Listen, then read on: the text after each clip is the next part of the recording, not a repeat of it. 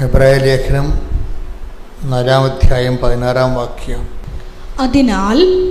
അതിനാൽ വേണ്ട സമയത്ത് കരുണയും കൃപാവരവും ലഭിക്കുന്നതിനായി നമുക്ക് പ്രത്യാശയോടെ കൃപാവരത്തിന്റെ സിംഹാസനത്തെ സമീപിക്കാം. ഇതൊരു സാധ്യതയാണ്. ഈ സാധ്യത ആദ്യം പരീക്ഷിച്ചത് പരിശുദ്ധ അമ്മയാണ്. എന്താണ് സാധ്യത? വേണ്ട സമയത്ത് വേണ്ട സമയത്ത് കരുണയും കൃപാവരവും ലഭിക്കുന്നതിനായി നമുക്ക് കൃപാവരത്തിന്റെ സിംഹാസനത്തെ സമീപിക്കാം.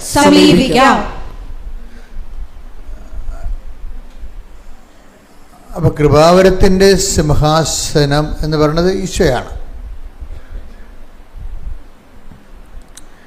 ഈശോയെ സമീപിക്കാവുന്നാണ് പറയണത്. എന്താണ് വേണ്ട സമയത്ത് എന്തൊക്കെയാണ് നമുക്ക് ലഭിക്കേണ്ടത്? കരുണയും കൃപാവരവും. കരുണ എന്ന് പറയുമ്പോൾ 2-3-4 അർത്ഥങ്ങൾ അതിൻ്റെതുണ്ട് കരുണയ്ക്ക്.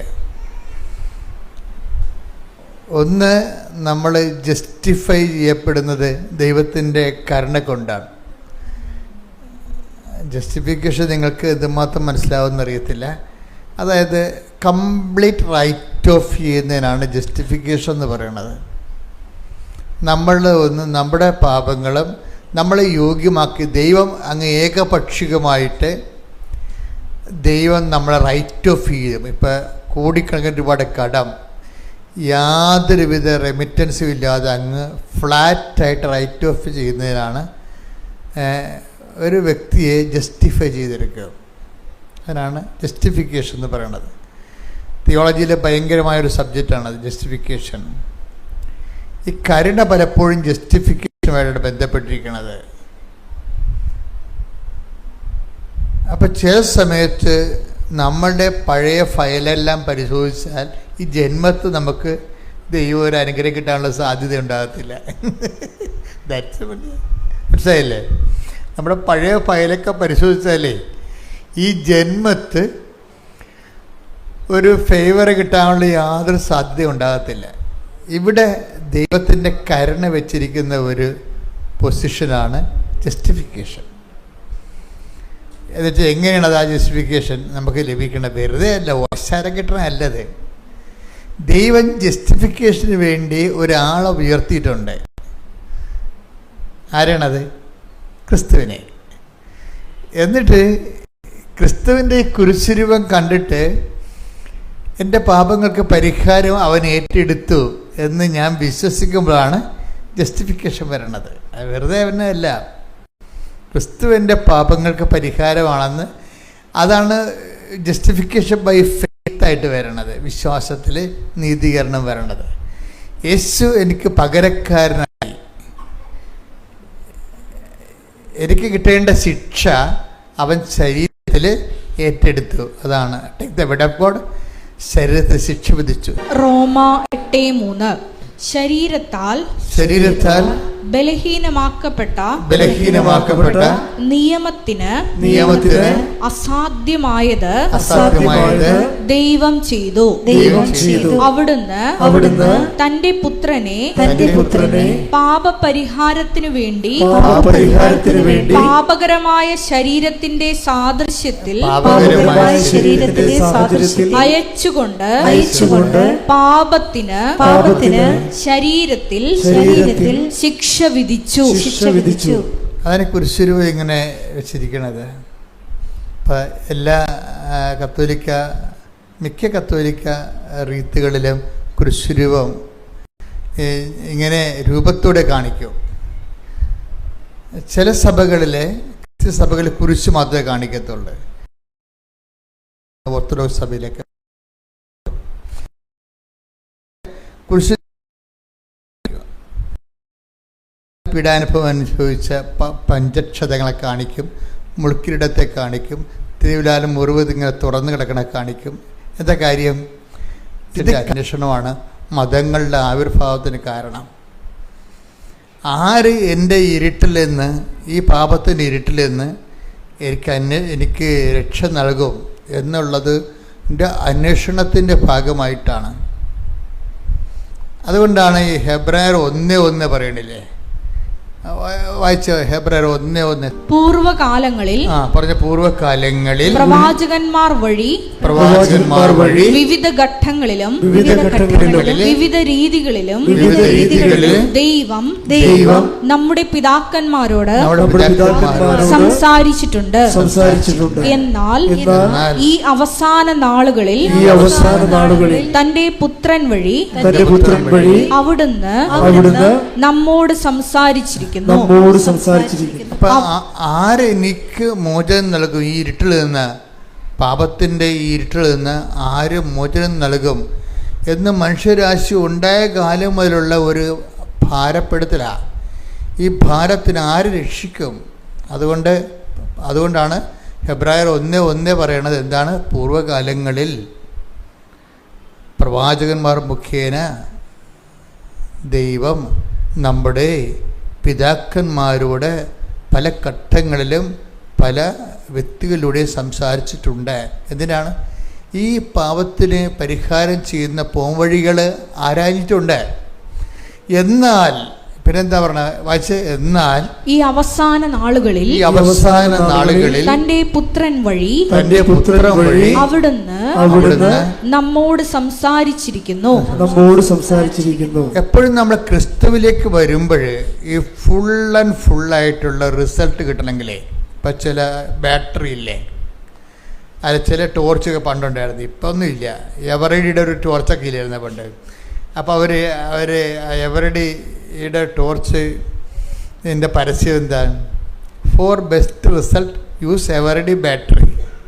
അവിടെ ഞാൻ ഇപ്പോൾ ഓർക്കുന്നുണ്ട്, ഞാൻ കുഞ്ഞുനാളിൽ കേട്ട പരസ്യമാണ്. അത് ഈ ടോർച്ചിന് റിസൾട്ട് വരണമെന്നുണ്ടെങ്കിൽ നിങ്ങൾ തോഷിബ എന്നൊക്കെ തോഷിബയൊക്കെയാണ് ഉണ്ടായിരുന്നത്. തോഷിബ ബാറ്ററി ഉപയോഗിച്ചാൽ പറ്റത്തില്ല, ഇതിന് എവറിയുടെ ബാറ്ററി തന്നെ ഉപയോഗിക്കണമെന്ന് പറഞ്ഞിരിക്കണം. ഈ ക്രിസ്തുവിൻ്റെ ബെസ്റ്റ് റിസൾട്ട് നിങ്ങളീ പറഞ്ഞ IELTS വസ്തു വിൽപ്പനയൊന്നുമല്ല, അതൊക്കെ ക്രിസ്തു ഇല്ലെങ്കിൽ നമുക്ക് കിട്ടുന്നതാണ്. അതിൻ്റെ കൂടെ നൽകുന്ന, എപ്പോഴും ഞാൻ പറയും, അതിൻ്റെ കൂടെ നൽകുന്ന ഉൽപ്പന്നങ്ങളാണ്. ക്രിസ്തുവിൻ്റെ ബെസ്റ്റ് റിസൾട്ട് കിട്ടണമെങ്കിൽ എന്ത് കിട്ടണമെന്നറിയാമോ? പാപത്തിന് പരിഹാരമായിട്ട് അവൻ ചെയ്തു എന്ന് നമ്മൾ വിശ്വസിക്കണം.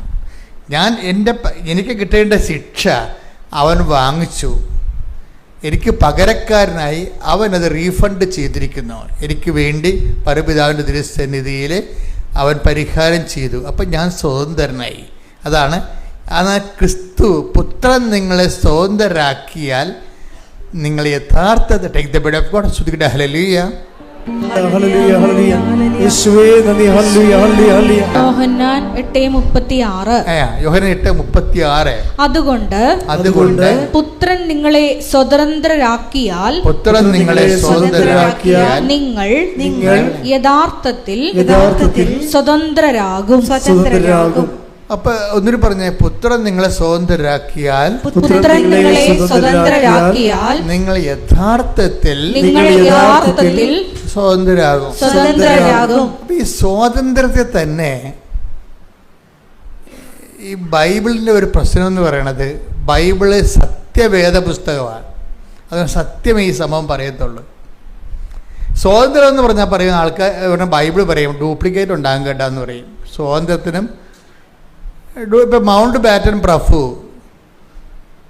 1947 ആഗസ്റ്റ് 15 രാത്രി നമുക്ക് എഴുതി തന്നിട്ടുള്ള ഒരു സ്വാതന്ത്ര്യമുണ്ട്. അതെന്താണ്? രാഷ്ട്രീയ സ്വാതന്ത്ര്യം നമ്മൾ പറയും, പക്ഷേ ബൈബിൾ പറയും അത് ഡ്യൂപ്ലിക്കേറ്റാണ്. എന്താ കാര്യം? ആ സ്വാതന്ത്ര്യം സംരക്ഷിക്കാൻ വേണ്ടി നമ്മൾക്ക് എത്രയാണ് 8 ലക്ഷം പട്ടാളക്കാരെ വെച്ചിരിക്കുകയാണ്. അതിർത്തിയിൽ റാഫേലും അതുപോലെ തന്നെ എന്തെല്ലാം യുദ്ധവിമാനങ്ങളും 6 വിമാനവാഹിനി കപ്പൽ കടലിൽ നമ്മുടെ 120 യുദ്ധവിമാനങ്ങളെയും കയറിക്കൊണ്ട് കടലിൽ കിടക്കുകയാണ്. എന്തിനാണ്? ഈ മൗണ്ട് ബാറ്റൻ എഴുതി തന്നിരിക്കുന്ന സ്വാതന്ത്ര്യം സംരക്ഷിക്കാൻ. അതാണ് വിഷയം. അപ്പോൾ ബൈബിൾ പറയും അതൊക്കെ ഡ്യൂപ്ലിക്കേറ്റ് സ്വാതന്ത്ര്യങ്ങളാണ്. മനസ്സിലായ?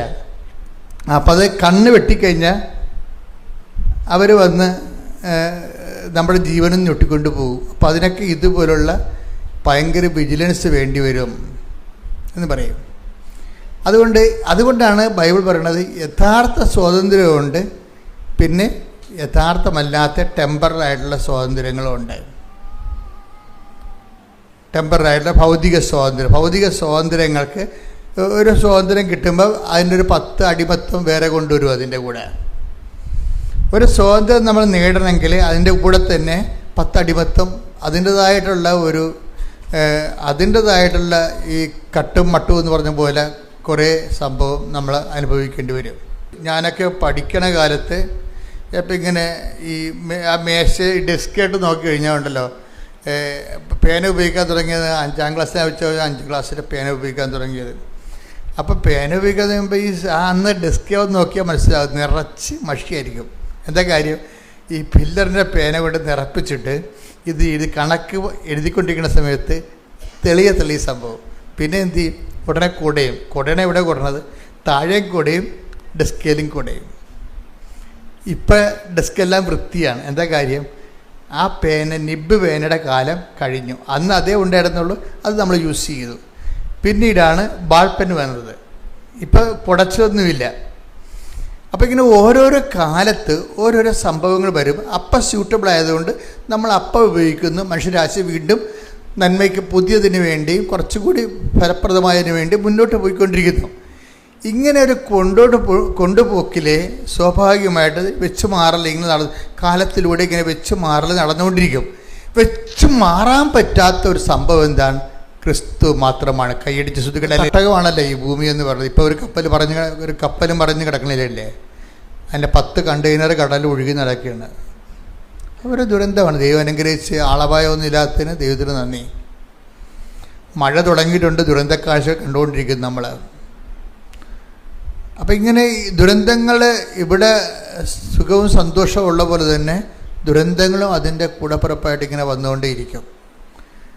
ഇപ്പം ഇതിങ്ങനെ ഓരോ കാലത്ത് ഇപ്പം നമ്മൾ ഓരോരോ കാലങ്ങളിൽ ഓരോരോ കാര്യങ്ങൾക്ക് വേണ്ടി നമ്മൾ ക്രിസ്തുവിനെ അന്വേഷിക്കുന്നുണ്ടെങ്കിലും ഇവിടെ ദുരന്തങ്ങൾ ഒന്നിനു പിറകെ ഒന്നായിട്ട് പലതരത്തിലുള്ള ദുരന്തങ്ങളുണ്ടെങ്കിലും ശരിക്കും പറഞ്ഞാൽ ഏറ്റവും വലിയ ക്യാപിറ്റൽ ട്രാജഡി കലാമിറ്റി, ഒരു CC എന്ന് പറയാവുന്ന ക്യാപിറ്റൽ കലാമിറ്റി എന്ന് വെച്ചാൽ എന്താണ്? ഒരു മനുഷ്യൻ ക്രിസ്തുവിനെ പൂർണ്ണമായിട്ട് അറിയാതെ മരിച്ചു പോണതാണ്. പ്രാർത്ഥിക്കുക. കർത്താവായ ദൈവമേ, നിന്നെ പൂർണ്ണമായി അറിയാനുള്ള എൻ്റെ ആഗ്രഹത്തെയും എൻ്റെ അവകാശത്തെയും നീ ആത്മജ്ഞാനം നൽകിക്കൊണ്ട് അഭിഷേകം നൽകണമേ. ശ്രുതിക്കട്ടെ. ഹല്ലേലൂയ. മഹത്വം മഹത്വം, ആരാധന ആരാധന. ദൈവപിതാവേ നന്ദി.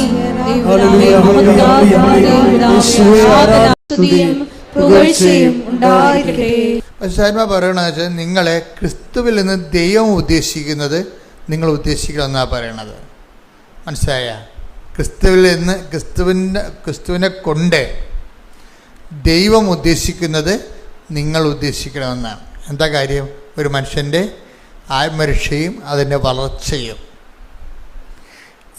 ഇതിനു വേണ്ടിയാണ് നിങ്ങൾ ക്രിസ്തുവിനെ ആസ്പദം വെക്കണമെങ്കിൽ നമ്മൾ ഇന്ന് പറയുന്ന പല കാര്യങ്ങളും എന്താണ്? നമ്മൾ വിചാരിക്കുന്നതിന് മുമ്പ് തന്നെ ഈ വിഷയത്തിൽ നമ്മൾ തീരുമാനം ഉണ്ടാകും. ഞാൻ എപ്പോഴും അമ്മയുടെ കൂടെ നടക്കുന്ന ഒരാളാണ്. ചിന്തിച്ചും ആലോചിച്ചും പറഞ്ഞും അമ്മയോട് സംസാരിച്ചും ഒക്കെ ഞാൻ എപ്പോഴും അമ്മയോട് ചോദിച്ചിരിക്കുന്ന കാര്യങ്ങളെല്ലാം ഈ എൻ്റെ മനസ്സിൽ എപ്പോഴും പരിശുദ്ധ തോന്നിയിരിക്കുന്നത് ഈ ക്രിസ്തു രഹസ്യങ്ങളുടെ ഒരു കുറേ താക്കോൽ അമ്മയുടെ കയ്യിലുണ്ടെന്നുള്ളതാണ്.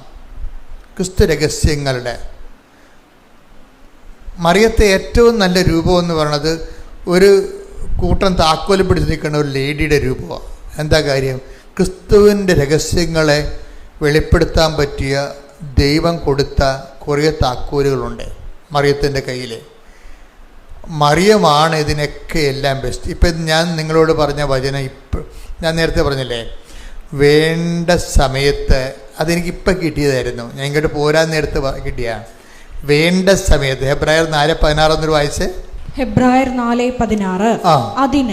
അതിനാൽ വേണ്ട സമയത്ത് കരുണയും കൃപാവരവും ലഭിക്കുന്നതിനായി നമുക്ക് പ്രത്യാശയോടെ കൃപാവരത്തിന്റെ സിംഹാസനത്തെ സമീപിക്കാം.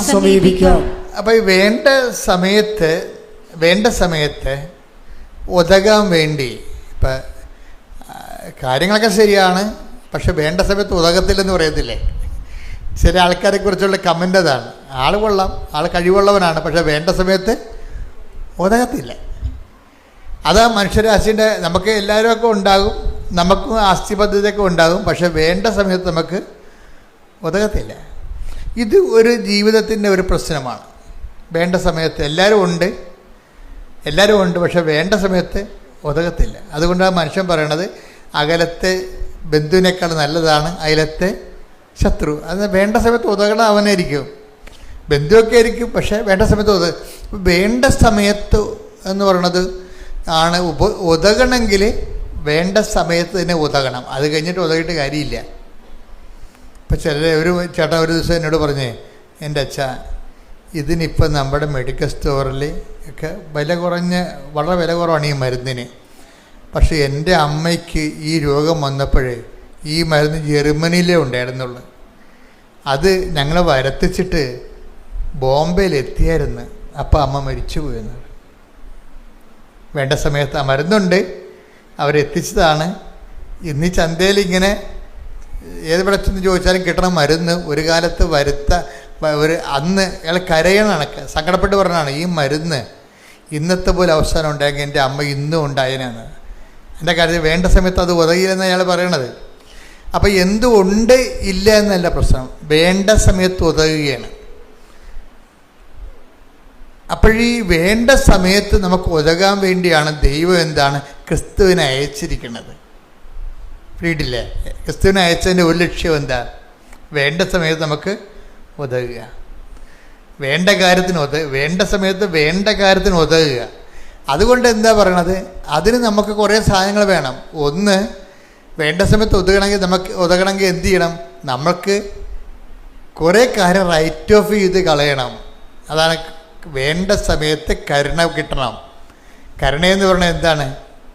മേഴ്സി എന്ന് വെച്ചാൽ ഗ്രേസാണ് കരുണ. ഗ്രേസ് എന്ന് പറയുന്നതിൻ്റെ ഉദ്ദേശം രണ്ട് കാര്യങ്ങളാണ്. ഒന്ന്, ഗ്രേസ് ഒരു ഫ്രീ ഗിഫ്റ്റാണ്. ക്രിസ്തുവിലൊരു ആൾ വിശ്വസിക്കുമ്പോൾ തന്നെ ദൈവം അലോട്ട് ചെയ്യുന്നതാണ് ദൈവത്തിൻ്റെ പവർ ഓഫ് ഗോഡ് എന്ന് പറയുന്നത്. ഇതിൻ്റെ ഏറ്റവും വലിയ ഗുണമെന്ന് പറയുന്നത് പാപം ചെയ്യാതിരിക്കാനുള്ള കഴിവാണ്.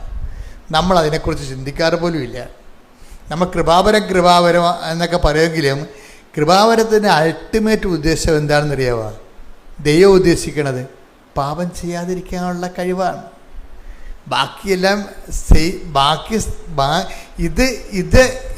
ഈ ഒരു സ്റ്റാറ്റസ് കിട്ടിയാൽ ബാക്കിയുള്ളതൊന്നും പ്രശ്നമല്ല.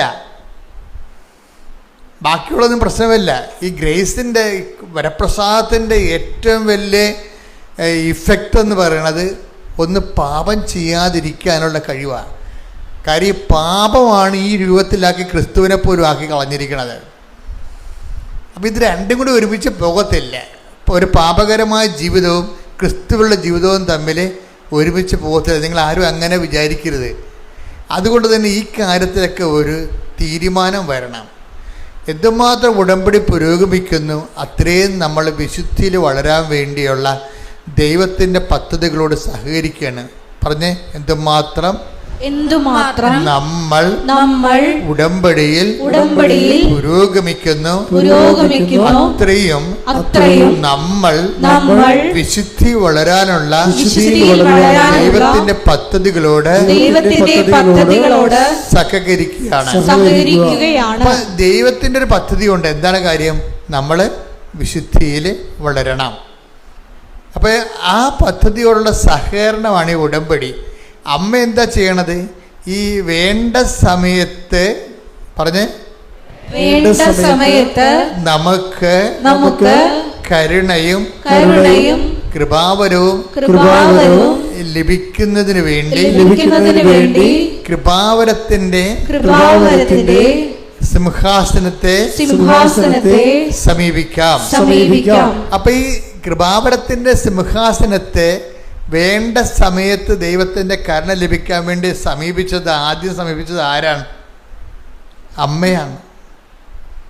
ഇല്ല, ഇതാണ് എന്നോട് ഇപ്പം പറഞ്ഞത്. ഇങ്ങോട്ട് കയറാൻ നേരത്ത് പറഞ്ഞത് ഇതാണ്.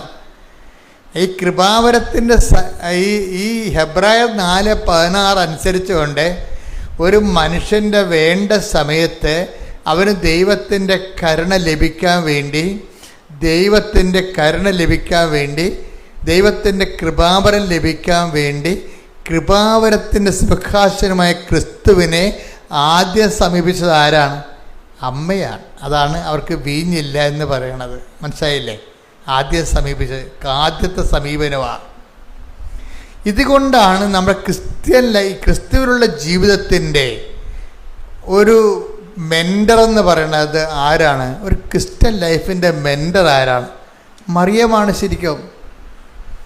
ഇപ്പം ഞാൻ നിങ്ങളോട് ആദ്യം പറഞ്ഞ വചനമുണ്ടല്ലോ, എന്താണ്? ഹെബ്രായർ 1:1 വായിച്ച ഒന്നുകൂടി വായിച്ചേ. പൂർവകാലങ്ങളിൽ പ്രവാചകന്മാർ വഴി വിവിധ ഘട്ടങ്ങളിലും വിവിധ രീതികളിലും ദൈവം നമ്മുടെ പിതാക്കന്മാരോട് സംസാരിച്ചിട്ടുണ്ട്. എന്നാൽ ഈ അവസാന നാളുകളിൽ തന്റെ പുത്രൻ വഴി അവിടുന്ന് നമ്മോട് സംസാരിച്ചിരിക്കുന്നു. അപ്പം ഇത് നമ്മൾ അതായത് ഈ വികസനത്തിൻ്റെ അവസാന വണ്ടി എന്ന് പറഞ്ഞിട്ട് ഞങ്ങൾ ഈ നമ്മുടെ AK ആൻ്റണി സാറ് മുഖ്യമന്ത്രിയായിരുന്ന കാലത്ത് ഇവിടെ കുറച്ച് വികസനങ്ങളുടെ പദ്ധതികൾ ഗവൺമെൻറ് അനൗൺസ് ചെയ്തിരുന്നു. ഇപ്പം ഇവിടെ എന്ത് വികസനം കൊണ്ടുവന്നാലും പ്രതിപക്ഷത്തിരിക്കുന്നവർ ചവിട്ടിത്താത്തുകയും പൊടി പിടിക്കുകയും അത് നശിപ്പിക്കുകയും കേരളത്തിനെ പിന്നോട്ടടിക്കുകയും ചെയ്യും. ഇതൊരു സ്ഥിരം കലാപരിപാടിയായിരുന്നു പണ്ട്. അതായത് നാടിൻ്റെ പൊതുപുരോഗതിക്കാണെന്ന് പറഞ്ഞാലും ശരി, ഒരു ഭരണകക്ഷി ഒരു പദ്ധതി കൊണ്ടുവന്ന് കഴിയുമ്പോൾ മറ്റവന്മാർ ചവിട്ടിത്താത്തു. അങ്ങനെ ചവിട്ടിത്താത്തി അവസാനം ആൻ്റണി മുടിഞ്ഞ് ഇനി നടക്കത്തില്ലെന്ന് കണ്ട, ഇനി ഒന്നും ചെയ്തിട്ട് കാര്യം, ഇനി സമയം കിട്ടുന്നപ്പോൾ പുള്ളിക്കാരൻ പറഞ്ഞതാണ് ഇത് വികസനത്തിൻ്റെ അവസാനത്തെ വണ്ടിയാണെന്ന്. ഞാൻ മനോരമയുടെ മെയിൻ ഹെഡിങ് ആയിരുന്നു ഇത് വികസനത്തിൻ്റെ അവസാന വണ്ടി. ഞാൻ എൻ്റെ മനസ്സിൽ വെച്ചാൽ ഈ വചനം കേട്ടപ്പോൾ എൻ്റെ മനസ്സിൽ വന്നത് ഇതാണ്, ഇത് രക്ഷയുടെ അവസാന വണ്ടിയാണ്. അത് നമ്മളോട് ആര് പറഞ്ഞ പൂർവ്വകാലങ്ങളിൽ പ്രവാചകന്മാർ മുഖേന എന്ന് വായിച്ച് വിവിധ ഘട്ടങ്ങളിലും വിവിധ രീതികളിലും ദൈവം നമ്മുടെ പിതാക്കന്മാരോട് സംസാരിച്ചിട്ടുണ്ട്. എന്നാൽ ഈ അവസാന നാളുകളിൽ അവസാന വണ്ടി രക്ഷയുടെ അവസാന വണ്ടിയാണ്. എത്രയോ കാലങ്ങളായിട്ട് ദൈവം പ്രവാചകന്മാരെയും മതസ്ഥാപകരെയും എന്തുമാത്രം മതസ്ഥാപകരുണ്ടായി, എത്രയോ മതസ്ഥാപകർ ദൈവം വിട്ടു, എന്തുമാത്രം പ്രവാചകന്മാരെ വിട്ടു. ഇനി മനുഷ്യ കഥാനുഗായികളുണ്ട്, മതം സ്ഥാപിച്ചില്ലെങ്കിൽ പോലും അവരുടെ സോക്രട്ടീസിനെ പോലെയുള്ള അവരുടെ നിലപാടുകൾ കൊണ്ട് തന്നെ മനുഷ്യവംശത്തെ സത്യത്തിൻ്റെ പാതയിലേക്ക് പിടിച്ചു വലിച്ച് കൊണ്ടുവരാൻ ശ്രമിച്ചിട്ടുള്ളവരുണ്ട്, ഒത്തിരി പേരുണ്ട്. അങ്ങനെ അവസാന കാലങ്ങളിലെ എന്താ തൻ്റെ പുത്രൻ വഴി നമ്മളോട് സംസാരിച്ചിരിക്കുന്നത്. എന്താ പറഞ്ഞിരിക്കേണ്ടത്? ഇത് മനുഷ്യൻ്റെ രക്ഷയുടെ അവസാനത്തെ ആളാണ്. ഈ മനുഷ്യരക്ഷയുടെ അവസാനത്തെ ആളാണെന്ന് നമ്മളോട് പുതിയ നിയമത്തിൽ പറഞ്ഞിരിക്കുന്നത് ആരാണ്? അമ്മയാണ് പറഞ്ഞിരിക്കുന്നത്. അതാണ്, ഇത് രക്ഷയുടെ അവസാനത്തെ ആളാണ്. ഇതും ലോകത്തിന് പരിചയപ്പെടുത്തി കൊടുത്തത് മറിയമാണ്. ഇതുകൊണ്ടാണ് ഏറ്റവും ബെസ്റ്റ് ക്രിസ്ത്യൻ മെൻറ്റർ, അതായത് ഒരു ക്രിസ്ത്യൻ ഒരു വിശ്വാസ ജീവിതത്തിന് നമ്മളെ സഹായിക്കുന്ന ഫസ്റ്റ് മെൻറ്റർ എന്ന് പറയുന്നത് മറിയമാണ്.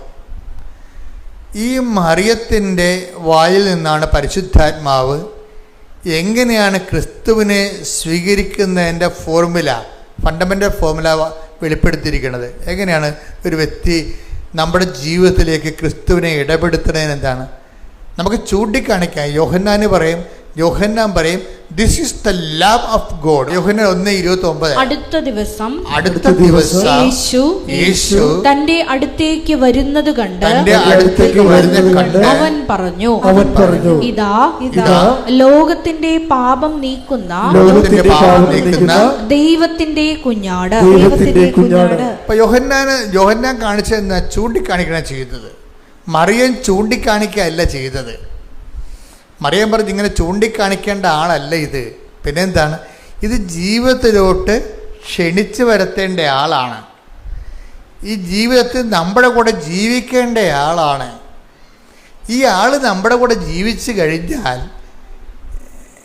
ഇനി ലോകത്തിലുള്ള എല്ലാ വാഗ്ദാനങ്ങളും ഇവനിലാണ്. അതെ, take the bed of God. എല്ലാ വാഗ്ദാനങ്ങളും 2 കൊറിന്ത്യർ 1:20. ദൈവത്തിന്റെ സകല വാഗ്ദാനങ്ങളും ക്രിസ്തുവിൽ അതേ എന്ന് തന്നെ. അതായത് അവസാന വണ്ടിയാണ്. അവസാന വണ്ടി എന്ന് പറയുമ്പോൾ കാലിക്കടിച്ച് വന്നിരിക്കണതല്ല. എല്ലാത്തിനും സമാധാനം പറഞ്ഞിരിക്കുന്ന, എല്ലാത്തിൻ്റെയും ആൻസറായിട്ടാണ് എൻ്റെ ഉള്ളത്. മനുഷ്യരാശി ഉഴലുന്ന ആധ്യാത്മികവും ഭൗതികവുമായിട്ടുള്ള എല്ലാത്തിൻ്റെ ആൻസറാണ്. അതാണ് ജീസസ് ഇസ് ദ ആൻസർ എന്ന് പറയുന്നത്. നമ്മൾ എടുത്ത് ചില സ്റ്റിക്കർ കണ്ടിട്ടില്ലേ, Jesus is the answer. Jesus is the answer for all questions ആണ്. ഭൗതികവും ആത്മീയവുമായ മനുഷ്യൻ്റെ എല്ലാവിധ ആശങ്കകളുടെയും ചോദ്യങ്ങൾക്ക് ഉത്തരവാണ്. അതുകൊണ്ടാണ് 2 കൊറിന്ത്യർ 1:20 പറയണത് ക്രിസ്തു പറഞ്ഞ സകല വാഗ്ദാനങ്ങളും ക്രിസ്തുവിൽ അതേ തന്നെയാണ്. അപ്പൊ ഈ ലോകത്തിന് പറ്റിയതും വരാനിരിക്കുന്ന ലോകത്തിനുള്ള ദൈവം എന്നെല്ലാം നമുക്ക് നൽകിയിരിക്കുന്നത് വാഗ്ദാനത്തിലാണ്. ഇത് വാഗ്ദാനം മുഴുവനുമായിട്ടാണ് ക്രിസ്തുവിലെ ദൈവം ക്രോഡീകരിച്ചിരിക്കുന്നത്. ക്രിസ്തുവിനെ സ്വീകരിക്കുന്നവൻ ദൈവത്തിൻ്റെ എല്ലാ വാഗ്ദാനങ്ങളും നമ്മൾ പ്രാപിക്കുകയാണ്. ദൈവത്തിൻ്റെ എല്ലാ വാഗ്ദാനം പ്രാപിക്കുകയാണ്. അപ്പം അതുകൊണ്ട് തന്നെ ക്രിസ്തുവിനെ സ്വീകരിക്കാൻ വേണ്ടിയുള്ള ഒരു വളരെ ലളിതമായൊരു ഫോർമുലയാണ് പരിശുദ്ധാത്മാവ് അമ്മയിലൂടെ വെളിപ്പെടുത്തുന്നത്. എന്താണ്? ക്രിസ്തുവിനെ നിനക്ക് സ്വീകരിക്കണോ? നീ ഒരു ഫ്രഷ് ഹാൻഡാണ്. നീ ആദ്യമാണ് ക്രിസ്തുവിനെ കേൾക്കുകയാണ്.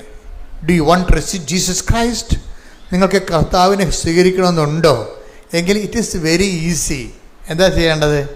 എന്ത് ചെയ്യണം? നീ അവിടെ പോയി ഏതെങ്കിലും വെള്ളത്തിലോ കടലിലോ പോയി മുങ്ങേണ്ട കാര്യമില്ല. പിന്നെ എന്താ കാരണത്? നീ ഇത്രയേ ഉള്ളൂ, അവൻ പറയണ പോലെ ചെയ്യുക. വചനത്തിലുള്ള ന്യായസ്ഥാനമാണ്. ഇതൊരു ന്യായസ്ഥാനമാണ് ശരിക്കും. പക്ഷെ ആർക്കും ചെയ്യാം. ഒരു സഭയുടെ ഭാഗമാകാതെ തന്നെ നിന്നെ ക്രിസ്തുവിനെ സ്വീകരിക്കാൻ പറ്റും. എന്താ കാര്യം? ഫ്രഷ് ഹാൻഡ്സിൻ്റെ ദൈവം നൽകുന്ന ഏറ്റവും വലിയ ഒരു ചാൻസാണ്, ഒരു ഒക്കേഷനാണ്, ഒരു ഓഫറാണ്. ഇതൊരു പുതിയ കാലത്തിൻ്റെ പുതിയ ഓഫറാണ്. എന്താണ്? നിനക്ക് നിന്നെ ക്രിസ്തുവിനെ സ്വീകരിക്കണം എങ്കിൽ അതിന് എളുപ്പമാർഗം എന്താണ്? അവൻ പറയണ പോലെ ചെയ്യുക. ഈ ഉടമ്പടിയുടെ ഉൾക്കാമ്പെന്ന് പറഞ്ഞ ഇതാണ്. എന്താ കാര്യം? മറിയം കണ്ടെടുത്ത ക്രിസ്തുവിനെ, ഹെബ്രായർ 4:16 ക്രിസ്തുവിനെയും നമ്മൾക്ക് അക്സസറിയാക്കി തരികയാണ്. എന്ന് വെച്ച് കഴിഞ്ഞാൽ ഒത്തിരി കഷ്ടപ്പെട്ട്, കാര്യം ക്രിസ്തുവിനെ സ്വീകരിക്കുന്നത് ഒരു ദുർവഹമായ ചുമടായി മാറ്റരുതെന്ന് ക്രിസ്തുവിന് ഭയങ്കര ആഗ്രഹമുണ്ട്. നിങ്ങൾ ദുർവഹമായ ചുമടുകൾ മനുഷ്യരുടെ മുമ്പിൽ വെക്കുന്നു, എന്നിട്ട് നിങ്ങളതിൽ പ്രവേശിക്കുന്നില്ല, പ്രവേശിക്കാൻ വന്നവരെ നിങ്ങൾ തടയുന്നു എന്നൊക്കെ പറഞ്ഞ് ക്രിസ്തുവിൻ്റെ സ്റ്റേറ്റ്മെൻ്റ് ഉണ്ട്. അതിനെ അഡ്രസ്സ് ചെയ്തുകൊണ്ടാണ് ഞാൻ ഇപ്പോൾ പരിശുദ്ധനോട് സംസാരിക്കുന്നത്. ഒരു ദുർവഹമായ ചുമടില്ല എൻ്റെ അകത്ത്. സിമ്പിളാണ്. എന്താ കാര്യം? അവൻ പറയണത് പോലെ ചെയ്യുക. പ്രാർത്ഥിക്കുക. കർത്താവായ ദൈവമേ, സകല വാഗ്ദാനങ്ങളും ഒന്നായി ഒന്നായി ക്രിസ്തുവായി മാറിയ ദൈവത്തിന്റെ പദ്ധതി ഉൾക്കൊള്ളാൻ ക്രിസ്തുവിന്റെ വചനം അനുസരിച്ചുകൊണ്ട് ജീവിതം പുനഃക്രമീകരിക്കുവാൻ പരിശുദ്ധമേ ദൈവമാതാവേ ഞങ്ങളെ അനുഗ്രഹിക്കണമേ.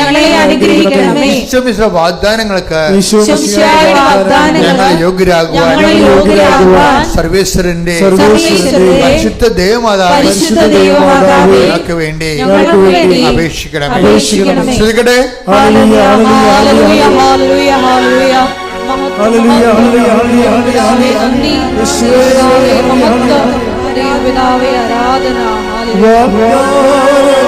ഇത് ഞാൻ പറഞ്ഞപ്പോഴും നിങ്ങൾക്ക് കുറച്ച് പേർക്ക് ഇത് സങ്കീർണമായി തോന്നിയായിരിക്കും. പക്ഷെ സങ്കീർണമായി തോന്നേണ്ട കാര്യമില്ല.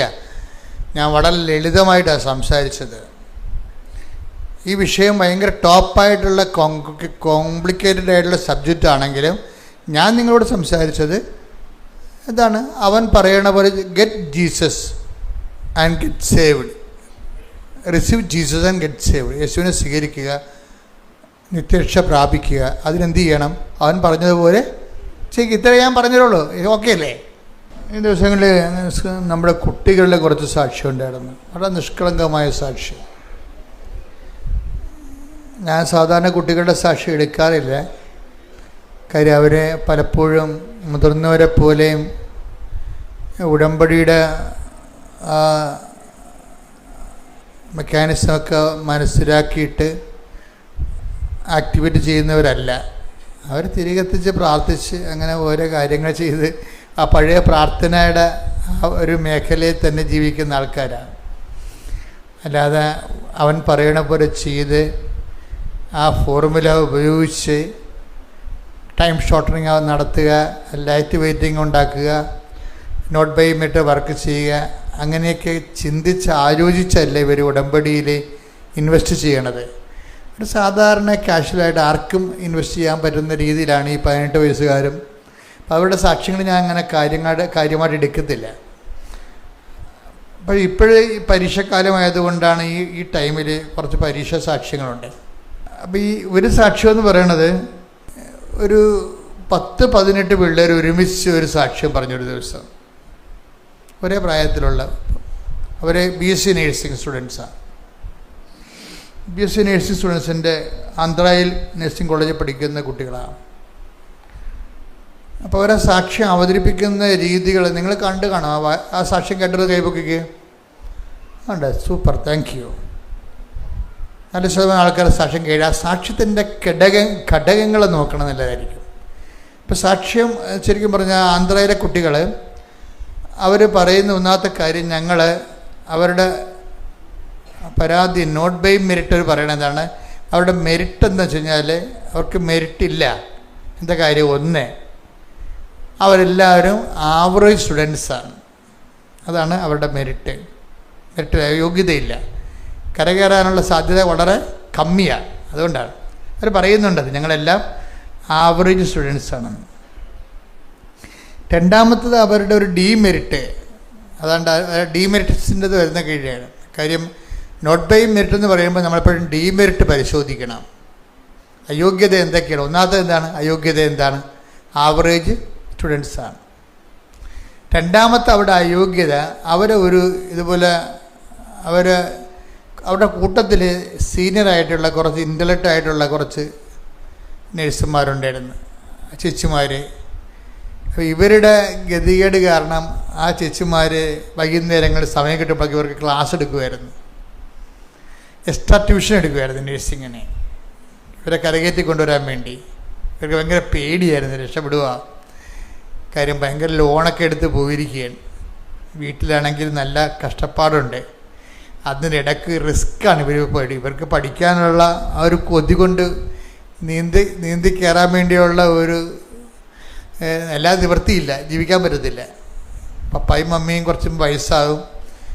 കുടുംബത്തെ മുന്നോട്ട് പോകണമെങ്കിൽ ഞങ്ങളെ എന്തെങ്കിലും പോയി രക്ഷപ്പെടണം. അതുകൊണ്ട് പഠിക്കാതിരിക്കാനും പറ്റത്തില്ല, പഠിക്കാനുള്ള കഴിവുമില്ല, അതിനുള്ള കാശുമില്ല. അപ്പോൾ അങ്ങനെ വന്ന് എങ്കിലും ഇവർ ബാങ്കിൽ നിന്നൊക്കെ പൈസ എടുത്ത്, പക്ഷെ അത് അവർക്ക് തികഞ്ഞില്ല. സാമ്പത്തികമായിട്ട് അവർക്ക് ഡീമെറിറ്റ് ഉണ്ട്, തികഞ്ഞില്ല. അതുകൊണ്ട് അവസാനം അവർ പറയുന്നുണ്ട്, ഞങ്ങളുടെ അവസ്ഥ മനസ്സിലാക്കിയിട്ട് ഞങ്ങളുടെ കൂട്ടുകാർ ഞങ്ങളെ വിളിച്ച് ചോദിക്കുന്നുണ്ടായിരുന്നു, നിങ്ങൾക്ക് പരീക്ഷയ്ക്ക് ഫീസിൻ്റെ സമയമായല്ലോ, പൈസ വല്ലതും വേണ്ടി വരുമോ എന്ന്. അതാണ് ഉടമ്പടി എടുക്കുമ്പോൾ ഉണ്ടാകുന്നൊരു ഹെൽപ്പിങ്. അതാ ദൈവം മറ്റുള്ളവരെ ഹെൽപ്പ് ചെയ്യും. ഇവർക്ക് പരീക്ഷ ഫീസ് അടക്കാൻ കാശില്ല, പക്ഷെ അവർ ചോദിക്കാതെ തന്നെ മറ്റുള്ളവർ ഇവരോട് പറയുകയാണ്. അപ്പോൾ അതൊരു ഡീമെറിറ്റ്സാണ് ഇതിൻ്റെ അകത്ത്.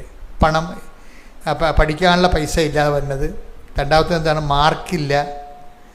മൂന്നാമത്തത് ഇവരുടെ ഡീമെറിറ്റ്സ് എന്ന് പറയണത്, ഇവരൊരു മെൻറ്ററിനെ പോലെ പഠിപ്പിച്ചുകൊണ്ടിരുന്ന സീനിയേഴ്സുണ്ട്. സീനിയേഴ്സിൻ്റെ ഡ്യൂട്ടി ടൈം മാറിപ്പോയി. ഇവർ ഫ്രീ ആകുമ്പോൾ അവർ ഫ്രീ ആകത്തില്ല, അവർക്ക് ഡ്യൂട്ടി ആവും. അത് പരീക്ഷയുടെ സമയം വന്നപ്പോഴാണ് ഇങ്ങനെ വന്ന ഒരു പ്രശ്നം വന്നത്. യുദ്ധം നടക്കാൻ പോകുമ്പോഴാണ് കുതിരപ്പടയാളികളെ കാണാതിരിക്കണമെന്ന അവസ്ഥയാണ്. യുദ്ധം നടക്കാൻ പോകുമ്പോഴാണ് കാണാത്തത്. ഇപ്പോൾ ഈ യുദ്ധം പരീക്ഷ തുടങ്ങണ ഒരു 2 ആഴ്ച ആയപ്പോൾ തന്നെ ഡ്യൂട്ടി ടൈമെല്ലാം ചേഞ്ച് ചെയ്തു പോയി. ഇവരെ തമ്മിൽ പോലും കാണാൻ പറ്റാത്ത അവസ്ഥയായി. തമ്മിൽ പോലും കാണാൻ 3 ഡീമെറിറ്റ്സ് വന്നു. ഇപ്പോൾ ഈ 3 ഡീമെറിറ്റ്സ്, ഒന്ന് സാമ്പത്തികമാണ്, രണ്ടാമത്തത് അവരുടെ ആവറേജ്, മൂന്നാമത്തത് അവരെ പഠിപ്പിച്ച ആളിൻ്റെ ഡ്യൂട്ടി മാറി, എല്ലാം ഒന്നിനൊന്ന് താഴേക്ക് തട്ടി താഴേക്ക് പോണ അവസ്ഥയാണ്.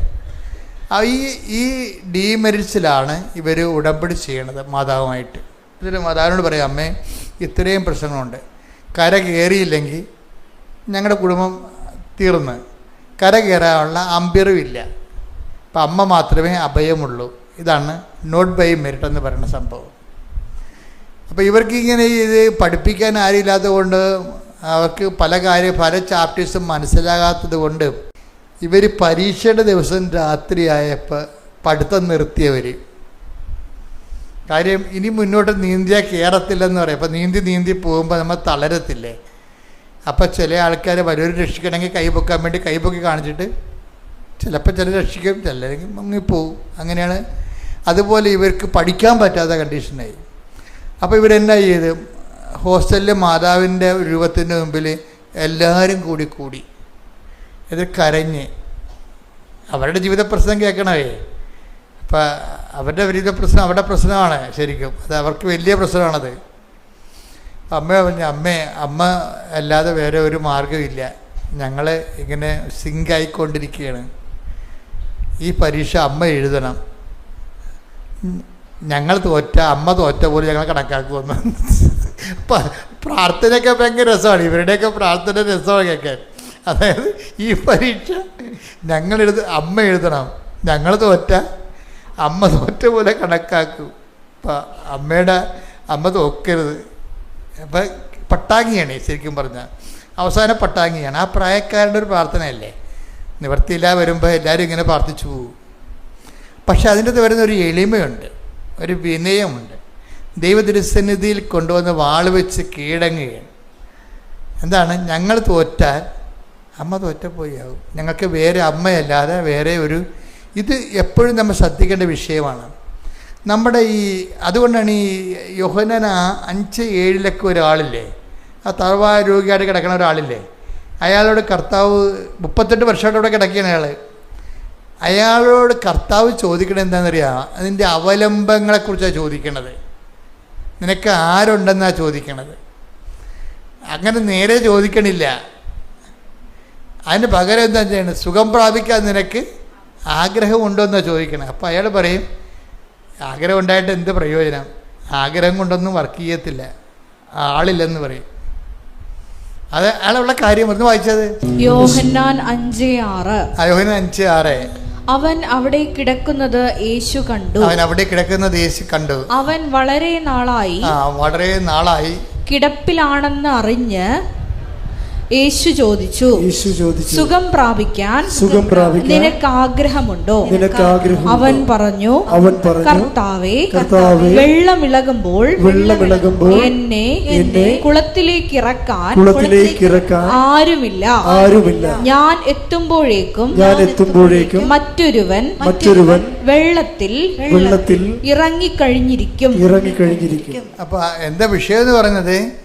ഇയാൾ സുഖം പ്രാപിക്കാൻ നിനക്ക് ആഗ്രഹമുണ്ടോ എന്ന് ചോദിക്കുമ്പോൾ അയാൾ പറയുന്ന മറുപടി എന്താണ്? ഈ 38 വർഷവും ഞാൻ എൻ്റെ രീതിയിൽ പരിശ്രമിക്കുന്നുണ്ടായിരുന്നു. അയാളുടെ പരിശ്രമം പറയുന്നുണ്ട് അയാൾ അതിൻ്റെ അകത്ത്. ഈ 38 വർഷവും ഞാനിങ്ങനെ വെള്ളമിളകുമ്പോൾ എന്നെ ആരെങ്കിലുമൊക്കെ ഞാൻ കയ്യും കാലും പിടിച്ചിട്ട് എന്നെ രക്ഷപ്പെടുത്താൻ പറയും. അവരങ്ങനെ എന്നെ കുളത്തിലേക്ക് ഇറക്കും. പക്ഷേ ആ കുളത്തിൽ മാലാഖ ഇറക്കി വെള്ളം ഇളകണ സമയത്താണ് സുഖപ്പെടുന്നത്. പലരും സുഖപ്പെടും, പക്ഷേ ഇയാൾ സുഖപ്പെടത്തില്ല. അങ്ങനെ ആ നാട്ടിലുള്ള ആൾക്കാരെല്ലാം ഇയാളെ സഹായിക്കാവുന്നവരൊക്കെ സഹായിച്ച് തീർന്ന് ഇനി ആരും സഹായിക്കാനില്ല. അവൻ്റെ കാര്യത്തിൽ നോക്കില്ല, അവൻ എണ്ണം കെട്ടവനാണ്, പ്രാക്കപ്പെട്ടവൻ. അവനെ കൊണ്ടുപോയത് ബാക്കിയുള്ളവർ കൂടി സുഖപ്പെടുത്തണമെന്ന് ഇയാളെ തള്ളിക്കളഞ്ഞ് ഇയാളിങ്ങനെ പരിശ്രമിച്ച് പരാജയപ്പെട്ട ഒരാളാണ്. അതയാൾ പറയുന്നുണ്ട്, ഞാൻ 38 കൊല്ലമായിട്ട് പരിശ്രമമാണ്, ഓരോ കര കയറാൻ വേണ്ടിയുള്ള പരിശ്രമമാണ്. ഇപ്പം നിങ്ങളൊക്കെ പറയത്തില്ലേ, കെട്ടി വന്ന കാലം പോലെ കര കയറാൻ വേണ്ടി, കുടുംബത്തെ കരകയറ്റാൻ വേണ്ടിയുള്ള പരിശ്രമമാണെന്ന് പറയും. അതുതന്നെ അതിൻ്റെ സംഭവം. കെട്ടി വന്ന കാലം മുതൽ ഈ കുടുംബത്തിനെ കരകയറ്റാൻ വേണ്ടിയും കരകയറാൻ വേണ്ടിയുള്ള പരിശ്രമമാണ്. പക്ഷേ എന്താ പ്രശ്നം? നമ്മൾ ആദ്യമൊക്കെ വിചാരിക്കും നമുക്ക് ആങ്ങളെയുണ്ട്, വീട്ടുകാരുണ്ട്, നാട്ടുകാരുണ്ട്, പാർട്ടിക്കാരുണ്ടെന്നൊക്കെ വിചാരിച്ചാലും ചിലക്ക് ഇവരൊക്കെ പിടിച്ചാൽ നമ്മളെ പൊങ്ങത്തില്ല. അതാണ്. അപ്പോൾ അവരൊക്കെ വന്ന് ശ്രമിച്ച് പോയി. പക്ഷേ ഇയാൾക്കൊരു ഗുണമുള്ളതെന്ന് വെച്ചാൽ ഇയാളുള്ള കാര്യം ഡിക്ലെയർ ചെയ്യുക. ഡിക്ലറേഷൻ ഒരു പ്രധാനപ്പെട്ട കാര്യമാണ്. അതിങ്ങനെ നാക്ക് കൊണ്ട് പറയണതല്ല. ഡിക്ലറേഷൻ എന്ന് വെച്ച് കഴിഞ്ഞാൽ എന്താ പറയുന്നത്? ഡിക്ലറേഷൻ എന്ന് വെച്ച് കഴിഞ്ഞാൽ പ്രഖ്യാപിക്കണം. അതെന്ന് വെച്ച് കഴിഞ്ഞാൽ നമ്മളുടെ അവസ്ഥ നമ്മൾ പറയണം. ഈ അവസ്ഥ നമ്മൾ പറയുമ്പോഴും നമ്മൾ വേറെ രഹസ്യ അവലംബങ്ങളുണ്ടാകും നമുക്ക്. ഇവിടെയാണ് പ്രാർത്ഥന ബ്ലോക്കാകുന്നത്. നമ്മൾ അവസ്ഥ പറയും, എന്നാലും പറയും സാരമില്ല, 5 സെൻറ്റ് സ്ഥലം അപ്പുറത്ത് കിടപ്പുണ്ട്, ഭാഗവടപ്പടി അപ്പം ചെയ്യുമ്പോൾ കിട്ടും, അനിയത്തിനെ കെട്ടിച്ച് വിട്ടാൽ അപ്പം ഭാഗവടപ്പടി ചെയ്യാമെന്ന് പറഞ്ഞിട്ടുണ്ട്. ഇത് രഹസ്യമായിട്ട് നിങ്ങളുടെ മനസ്സിൽ നിങ്ങളോട് പറയും. ഇത് വർക്കൗട്ട് ചെയ്യത്തില്ല. അതെപ്പോഴും നമ്മൾ ശ്രദ്ധിക്കണം. നമുക്ക് ഡിക്ലെയർ ചെയ്യാം, പക്ഷേ നിങ്ങൾ എവിടെയെങ്കിലും അവലംബം വെച്ചിട്ടുണ്ടാകുന്ന നോക്കണം. ഇയാൾക്ക് ഒരു അവലംബം, സീറോ ഡിപ്പെൻഡൻസിയാണ് ഇയാൾക്കുള്ളത്. സീറോ ഡിപ്പെൻഡൻസി വെച്ചാൽ ഇയാൾക്ക് അങ്ങനെയൊന്നും ഇല്ല. FD ഇല്ല, പിന്നെ ആരും തരാനില്ല, ആരോടും ചോദിക്കാനുമില്ല. ആരോടും എല്ലാവരും ചോദിച്ച് ഇയാൾ രക്ഷപ്പെടുത്താൻ വേണ്ടി പരിശ്രമിച്ച് മടുത്ത ആൾക്കാരെ ആ നാട്ടിലുള്ളൂ. പക്ഷേ ഇയാൾ എന്ത് ചെയ്യും? ഡിക്ലെയർ ചെയ്യുമ്പോൾ ആത്മാർത്ഥമായി ഡിക്ലെയർ ചെയ്യും. എന്താ പറയണത്? വെള്ളം ഇളകുമ്പോൾ എൻ്റെ ഗതികേടാണ്, വല്ലാത്ത ഗതികേടാണ് എനിക്ക്. എന്താണ്? വെള്ളം ഇളകുമ്പോൾ എന്നെ വെള്ളത്തിലേക്ക് ഇറക്കാൻ എനിക്ക് ആരുമില്ല. ഈ ആരുമില്ല എന്നുള്ള സംഭവം എനിക്ക് തോന്നുന്നത് എന്തുമാത്രം നേരത്തെ അതൊരു അവയർനെസ്സാണത്. നമ്മൾ ആരും ഇല്ലെന്ന് പറഞ്ഞാലും നമ്മൾ പറയും എന്തെങ്കിലും ഉണ്ടാകുമെന്നുള്ള ചിന്തയാണ് നമുക്ക് മനസ്സിലുള്ളത്. പക്ഷെ കാലാന്തരത്തിലെ അനുഭവം കൊണ്ട് മാത്രമേ നമ്മൾ ഈ അവയർനെസ് ഉണ്ടാകത്തുള്ളൂ. എന്താണ്? സത്യം പറഞ്ഞാൽ മനുഷ്യന് ആരുമില്ല. ഞാൻ എപ്പോഴും നിങ്ങളോട് പറയണം, എല്ലാവരും ഉള്ളപ്പോഴും ആരുമില്ലെന്നുള്ള ബോധത്തിലേക്ക് നമ്മൾ വരണം. എന്നുവെച്ചാൽ ഒരു കടുത്തൊരു വിഷയം വന്നാൽ നിങ്ങളുടെ കൂടെ 2-ാം ദിവസമൊക്കെ വീട്ടിൽ ഉറക്കം നിൽക്കാൻ, ആശുപത്രി നിൽക്കാൻ ആളുണ്ടാവും. 3-ാം ദിവസം ആളും ഉണ്ടാകത്തില്ല. നമ്മൾ ആദ്യത്തെ ഒരു സംഭവമാണ് ഈ പറയണത്. നിങ്ങൾക്ക് എന്തെങ്കിലും സംഭവിച്ചു കഴിഞ്ഞാൽ 1-ാം ദിവസവും 2-ാം ദിവസവും നിങ്ങളവർക്കും നിങ്ങളുടെ മക്കളുണ്ടാവുന്നു. മക്കളില്ല. മക്കളെ വെച്ചാൽ അവർ ആദ്യമൊക്കെ നിൽക്കും, പിന്നെ അവർ മനസ്സിൽ വിചാരിക്കും തള്ളയിടങ്ങും ചത്ത നമ്മൾ സമാധാനത്തിൽ ഇത് പഠിക്കാൻ വരുന്നെന്ന്. അങ്ങനെ തമാശയല്ല. ജീവിതത്തിൻ്റെ കറക്റ്റ് ഹൈഡ്രാ ഫേസ് നിങ്ങൾ കണ്ടിട്ടില്ല. ഇവരെല്ലാം രഹസ്യമായിട്ട് മനസ്സിൽ വിചാരിക്കും മക്കളാണ് സ്വന്തം. നമ്മൾ എന്തുമാത്രം കഷ്ടപ്പെടുത്ത് വളർത്തിയ മക്കളായാലും ശരി, അവരെ ജനിച്ച കാലം പോലും നിങ്ങൾ അവിടുത്തെ കഷ്ടപ്പാടെല്ലാം അവരെ പറഞ്ഞ് മനസ്സിലാക്കുന്നുണ്ട്. അത് എന്തിനാ കാര്യം? നിങ്ങൾ വീണ് പോയാൽ ഒരു താങ്ങ് കിട്ടാൻ വേണ്ടി അവർ നിങ്ങളെ ഒരുക്കുകയാണ്. ഇത് നിങ്ങൾ പറയേണ്ടതെന്നൊന്നുമല്ല ഞാൻ പറഞ്ഞത്. പറഞ്ഞിട്ടൊരു പ്രയോജനമില്ലെന്ന് ആദ്യം നിങ്ങൾ മനസ്സിലാക്കുകയും ചെയ്യണം. മനസ്സിലായല്ലേ? ഇത് പറയേണ്ടതെന്ന് ഞാൻ പറയത്തില്ല. നിങ്ങളിങ്ങനെ തച്ചനിരുന്നുകൊണ്ട് ഊണ് കഴിക്കാൻ നേരത്ത് അരി തിരിയാൻ നേരത്തെ ആദ്യ കാലം കെട്ടി വന്ന കാലം മുതലും നിങ്ങളെ വീട്ടിൽ കയറ്റാഞ്ഞതും നിങ്ങൾ പായും തറയിലും എടുത്തുകൊണ്ട് അപ്പുറത്ത് പോയി കിടന്ന കാര്യം, ബന്ധുക്കളുടെ വീട്ടിൽ ഭർത്താവ് വെള്ളം അടിച്ച് വന്നിട്ട് നാത്തിൻ്റെ വീട്ടിൽ പോയി താമസക്കാർ അവിടെ ഉറക്കം വരുന്ന കാര്യം, ഇങ്ങനെയൊക്കെ കഥകളൊക്കെ നിങ്ങൾ പറയും. പക്ഷേ ഈ കടമാൻ പോത്തിനോട് ഇതൊക്കെ പറഞ്ഞിട്ട് കാര്യമില്ല. ഇവളൊക്കെ ഇതൊക്കെ കേട്ടോണ്ടിരിക്കുമെന്നല്ലാതെ ഒരു കഥയുമില്ല. അപ്പം നിങ്ങൾ ഇവരോട് ഇതൊക്കെ കഥകൾ പറയണതിൻ്റെ കാര്യം, എന്തെങ്കിലും ഇത്രയും ഞാൻ അനുഭവിച്ചു നിന്നെയൊക്കെ പോറ്റി വളർത്താൻ വേണ്ടി, എനിക്കെന്തെങ്കിലും സംഭവിച്ചാൽ നീ ഒരു താങ്ങുണ്ടാകണമെന്നാണ്. അപ്പം നീ ഡിപ്പെൻഡ് ചെയ്യണത്. നിങ്ങൾ പറയുകയോ പറയാതിരിക്കുകയോ നിങ്ങൾ ചെയ്യുക, എന്ത് ചെയ്യുക, പക്ഷേ ഡിപ്പെൻഡ് ചെയ്യരുത്. ഇയാൾ നമ്മളെ രക്ഷപ്പെടുത്തുമോ എന്നുള്ള ചിന്തയിലേക്ക് വരരുത്. അത് മനസ്സിൽ പോലും ചിന്തിക്കരുത്. ചിന്തിച്ചു കഴിഞ്ഞാൽ ദൈവത്തിൽ നിങ്ങൾക്ക് പൂർണ്ണമായിട്ട് ഡിപ്പെൻഡ് ചെയ്യാൻ പറ്റത്തില്ല. ദൈവത്തിന് ഈ ഡാമേജ് ഡിപ്പെൻഡൻസി സ്വീകാര്യമല്ല. അത് എപ്പോഴും നമ്മൾ ശ്രദ്ധിക്കേണ്ട കാര്യമാണ്. എന്നുവെച്ചാൽ ഡാമേജ് ഡിപ്പെൻഡൻസി എന്ന് പറയണത്, നിങ്ങൾ പകുതി ദൈവത്തിലും പകുതി പണത്തിലും FDയിലും പറമ്പിലും പൊന്നിലും വെക്കും, ഇല്ലേ? അതാണ് ഡാമേജ് ഡിപ്പെൻഡൻസി എന്ന് പറയുന്നത്. ഇതൊക്കെ ഉണ്ടായാലും ഇപ്പം ചില ആൾക്കാരുടെ മാലയൊക്കെ പൊട്ടിച്ചു പോകുമ്പോൾ അവർ അയ്യോ ചേച്ചി അങ്ങനെ സംഭവിച്ചു ചേച്ചി പ്രാർത്ഥിക്കാൻ മാതാവിനോട് പറയാം എന്ന് പറയുമ്പോഴും ഞാൻ ഉള്ളിച്ചിരിക്കും, നല്ല കാര്യം പോയത് പൊട്ടണം. എന്താ കാര്യം വെച്ചാൽ ഈ സാധനം ഇട്ടുകൊണ്ട് ഇവിടെ വരേണ്ട വല്ല കാര്യമുണ്ട് അവർക്ക് ഈ ബഹളത്തിൻ്റെ ഇടയിൽ മാലയൊക്കെ ഇട്ടുകൊണ്ട് വരേണ്ട വല്ല കാര്യമുണ്ട് അവർക്ക്. അപ്പോൾ ഇവർ ഈ നാട്ടുകാരെ കാണിക്കാനും വീട്ടുകാരെ കാണിക്കാനും വേണ്ടി വീട്ടിലിരുന്നാലും വീട്ടുകാരെ അടിച്ചു മാറുന്ന കാരണമാണ് ഈ കിടത്തിയിട്ടുണ്ട് നടക്കുന്നത്. ഇതിൻ്റെ അകത്ത് ഇവർ ഡിപ്പെൻഡ് ചെയ്യുന്നുണ്ട്. ഏതെങ്കിലും കാര്യത്തിന് ഡിപ്പെൻഡ് ചെയ്യേണ്ടതെന്നല്ല സംഭവം. ഇത് നമുക്ക് ദൈവത്തിൻ്റെ ഉറപ്പ്, ദൈവം നമുക്കുള്ളതുപോലുള്ള ഉറപ്പ്, ഒരു പക്ഷേ അതിനേക്കാൾ വലിയ ഉറപ്പ് ഈ നിങ്ങളുടെ കയ്യിലുള്ള ഈ ആസ്തിക്ക് നിങ്ങൾ കൊടുക്കുന്നുണ്ട്. ഇത് നമ്മളെ ഒരു അപകടമാണ് ആധ്യാത്മിക മേഖലയിൽ. അതുകൊണ്ടാണ് ഈ സീറോ ഡിപ്പെൻഡൻസിയിലാണ് ഈ ഔഷധപിതാവിനും മാതാവിനും ദൈവം ട്രെയിൻ ചെയ്തിരിക്കുന്നത്. വീട്ടിൽ നിന്ന് വിളിച്ചുകൊണ്ട് പോകുന്നില്ലേ? അവർ പ്രസവിക്കണ സമയമായപ്പോൾ വീട്ടിൽ നിന്ന് വിളിച്ചുകൊണ്ട് പോകുന്നില്ലേ? എന്ന് വെച്ച് കഴിഞ്ഞാൽ ഒരു പൂച്ചക്കുഞ്ഞിനെ പോലും ഇവർ ഡിപ്പെൻഡ് ചെയ്യരുത്. തൊഴുത്തില്ലെങ്കിൽ തൊഴുത്തിൽ ദൈവത്തിനെ മാത്രം ആശ്രയിക്കണം. ഇത് അതെ എന്താണ് ഈ ഡിപ്പെൻഡൻസി, ഡാമേജ് ഡിപ്പെൻഡൻസി എന്ന് പറഞ്ഞാൽ എന്താണെന്ന് അറിയാമോ? എന്നുവെച്ചാൽ ച്യുതികൾ വന്നിട്ടുള്ള ആശ്രയങ്ങൾ, അവലംബങ്ങൾ. മർക്കോസ് 12:30 നീ നിന്റെ ദൈവമായ കർത്താവിനെ പൂർണ്ണ ഹൃദയത്തോടും പൂർണ്ണ ആത്മാവോടും പൂർണ്ണ മനസ്സോടും പൂർണ്ണ ശക്തിയോടും കൂടെ സ്നേഹിക്കുക. ഇതിനകത്ത് വരുന്ന വിഷയം, ദൈവത്തിൻ്റെ നിലപാടിൽ പൂർണ്ണമായ സ്നേഹം മാത്രമേ സ്വീകാര്യമുള്ളൂ. അല്ലെങ്കിൽ നിങ്ങൾ ദൈവമായ കർത്താവിനെ സ്നേഹിക്കും, അതേ അളവിൽ മക്കളെയും പറമ്പും പൊന്നും ഒക്കെ നിങ്ങളെ ആശ്രയം വെക്കുകയാണെങ്കിൽ ഡാമേജ് ഡിപ്പെൻഡൻസി ഉണ്ടാവും. ഇയാളെ 38 കൊല്ലം ഇവിടെ കിടത്തി. ഈ കൊല്ലം പറയണ എന്താ കാര്യം? ഇയാൾക്ക് ആരോ ഉണ്ട് എന്ന് പറഞ്ഞുകൊണ്ട് ഇയാൾ ഇങ്ങനെ മനുഷ്യന്മാരെ ആശ്രയിച്ച് അനുഗ്രഹം ലാഗ് ചെയ്തെടുത്തതാണ്. എത്രയോ പേര് ഇയാളെ സഹായിക്കാൻ വേണ്ടി ആ വെള്ളത്തിൽ ചുവന്നുകൊണ്ട് ഇറക്കിയതാണെന്നറിയാമോ? ഈ ആൾക്കാരൊക്കെ ഉണ്ടായിട്ട് ഇയാൾ സുഖപ്പെട്ടില്ല. ദൈവത്തിന് വേണമെങ്കിൽ സുഖപ്പെടുത്താമായിരുന്നു. ഇവൾ ഡിപ്പെൻഡൻസി വന്ന പ്രശ്നമാണിത്. എനിക്ക് നാട്ടുകാരുണ്ട്, പാർട്ടിക്കാരുണ്ട്, പറമ്പുകാരുണ്ട്, വീട്ടുകാരുണ്ടെന്നൊക്കെ പറഞ്ഞുകൊണ്ട് ഇയാൾ ഓരോ മനസ്സിൽ ദൈവത്തിൻ്റെ സ്ഥാനത്ത് വേറെ ആൾക്കാരെയൊക്കെ വെച്ചിട്ടുണ്ട്. അതുകൊണ്ടാണ് ഈ 38 കൊല്ലം എടുത്തത്. അല്ലെങ്കിൽ യേശു വരുന്ന മുമ്പ് തന്നെ ആരെങ്കിലും പിടിച്ച് വെള്ളത്തിൽ മുക്കി വെച്ചെങ്കിൽ ഇയാൾ സുഖപ്പെട്ടേനെ. ഇയാളെ സുഖപ്പെടാത്തതിൻ്റെ കാരണം ദൈവത്തെക്കാൾ പ്രാധാന്യം ഇയാൾ ബന്ധുക്കൾക്ക്, സ്വന്തപ്പെട്ടവർക്കും, മക്കൾക്കും എല്ലാം കൊടുത്തിട്ട് ഡിപ്പെൻഡൻസി വെച്ച്. ദൈവത്തിനുള്ള കുഴപ്പമെന്ന് വെച്ച് കഴിഞ്ഞാൽ അങ്ങനെയുള്ള ഡിപ്പെൻഡൻസി സ്വീകാര്യമല്ല. അതാണ് പൂർണ്ണ ഹൃദയം എന്ന് പറഞ്ഞതിൻ്റെ കാരണം. ഇത് നിസ്സാരമല്ല, ശരിക്കും പറഞ്ഞാൽ സീരിയമാണ്. അത് ഈശോ വന്ന കാലത്ത് ഈശോ ഇതിനെ വളരെ സീരിയസ് ആയിട്ടാണ് എടുത്തത്. ഈ ഒരു കൽപ്പന എന്താണ്? എന്നേക്കാളുപരി ഭർത്താവിനെ സ്നേഹിക്കുന്നവൻ ഐ ഡോണ്ട് വാണ്ട് എന്ന് പറഞ്ഞ് അത്രയും ക്ലിയറായിട്ടാണ് പറഞ്ഞിരിക്കുന്നത്.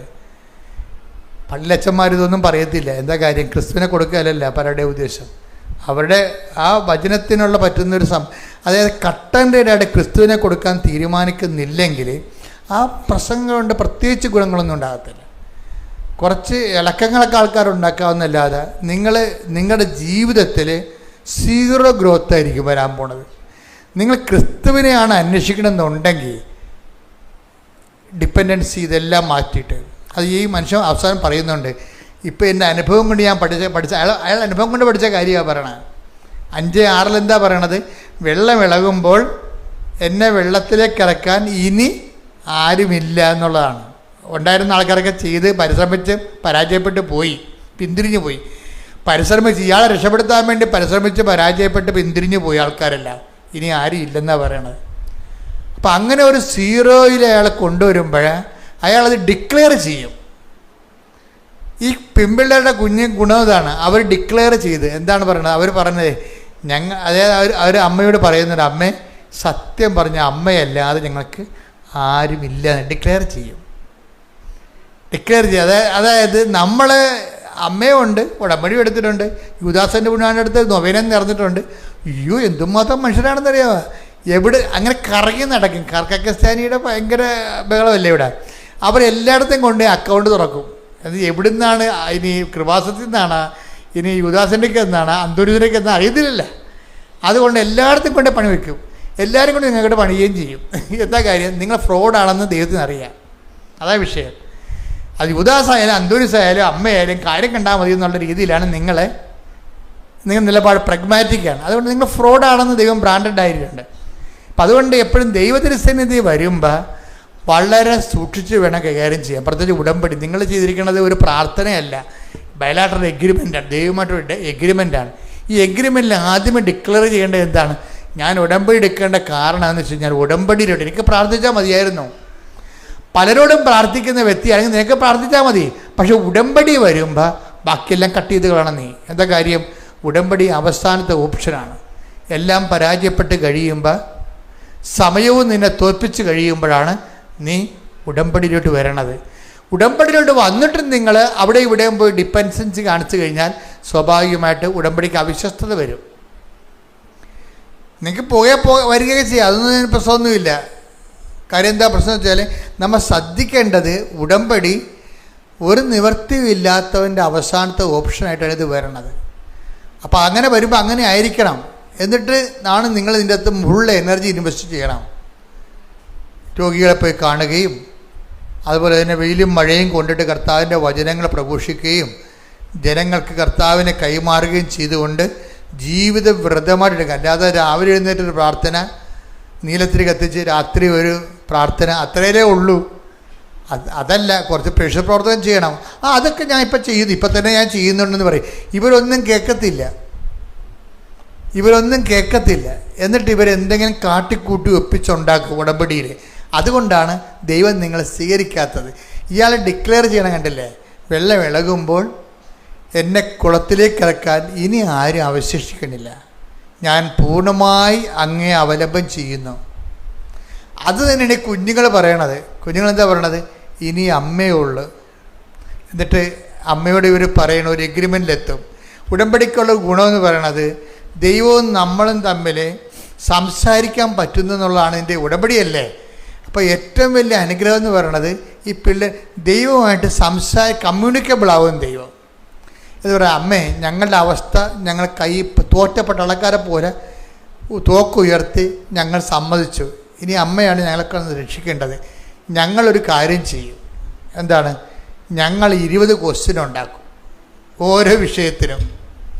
അമ്മയായിട്ടൊരു ഡിസ്കസ് ചെയ്യണേ. ഞങ്ങൾ ഓരോ വിഷയത്തിനും 20 ക്വസ്റ്റ്യൻ വെച്ചുണ്ടാക്കും. ഞങ്ങൾക്ക് ജയിക്കാനുള്ള മാർക്ക് അമ്മ അതിലും തന്നെ ചോദിപ്പിക്കണം. അതാണ് വിഷയം. അപ്പോൾ വിശ്വാസം കുറച്ചുകൂടി കടുത്ത രീതിയിലേക്കാണ് കൊണ്ടുവരുന്നത് പിള്ളേർ. എന്താ കാര്യം? ഞങ്ങൾ ഓരോ സബ്ജക്റ്റിനും 20 ക്വസ്റ്റ്യൻ വെച്ച് ഉണ്ടാക്കും. എന്നിട്ട് ഞങ്ങൾ ജയിക്കാനുള്ള മാർക്ക് ഞങ്ങൾ അമ്മയ്ക്ക് തന്നിട്ടുള്ള ചോദ്യത്തിൽ തന്നെ ചോദിപ്പിക്കണം. അതാണ് വിഷയം.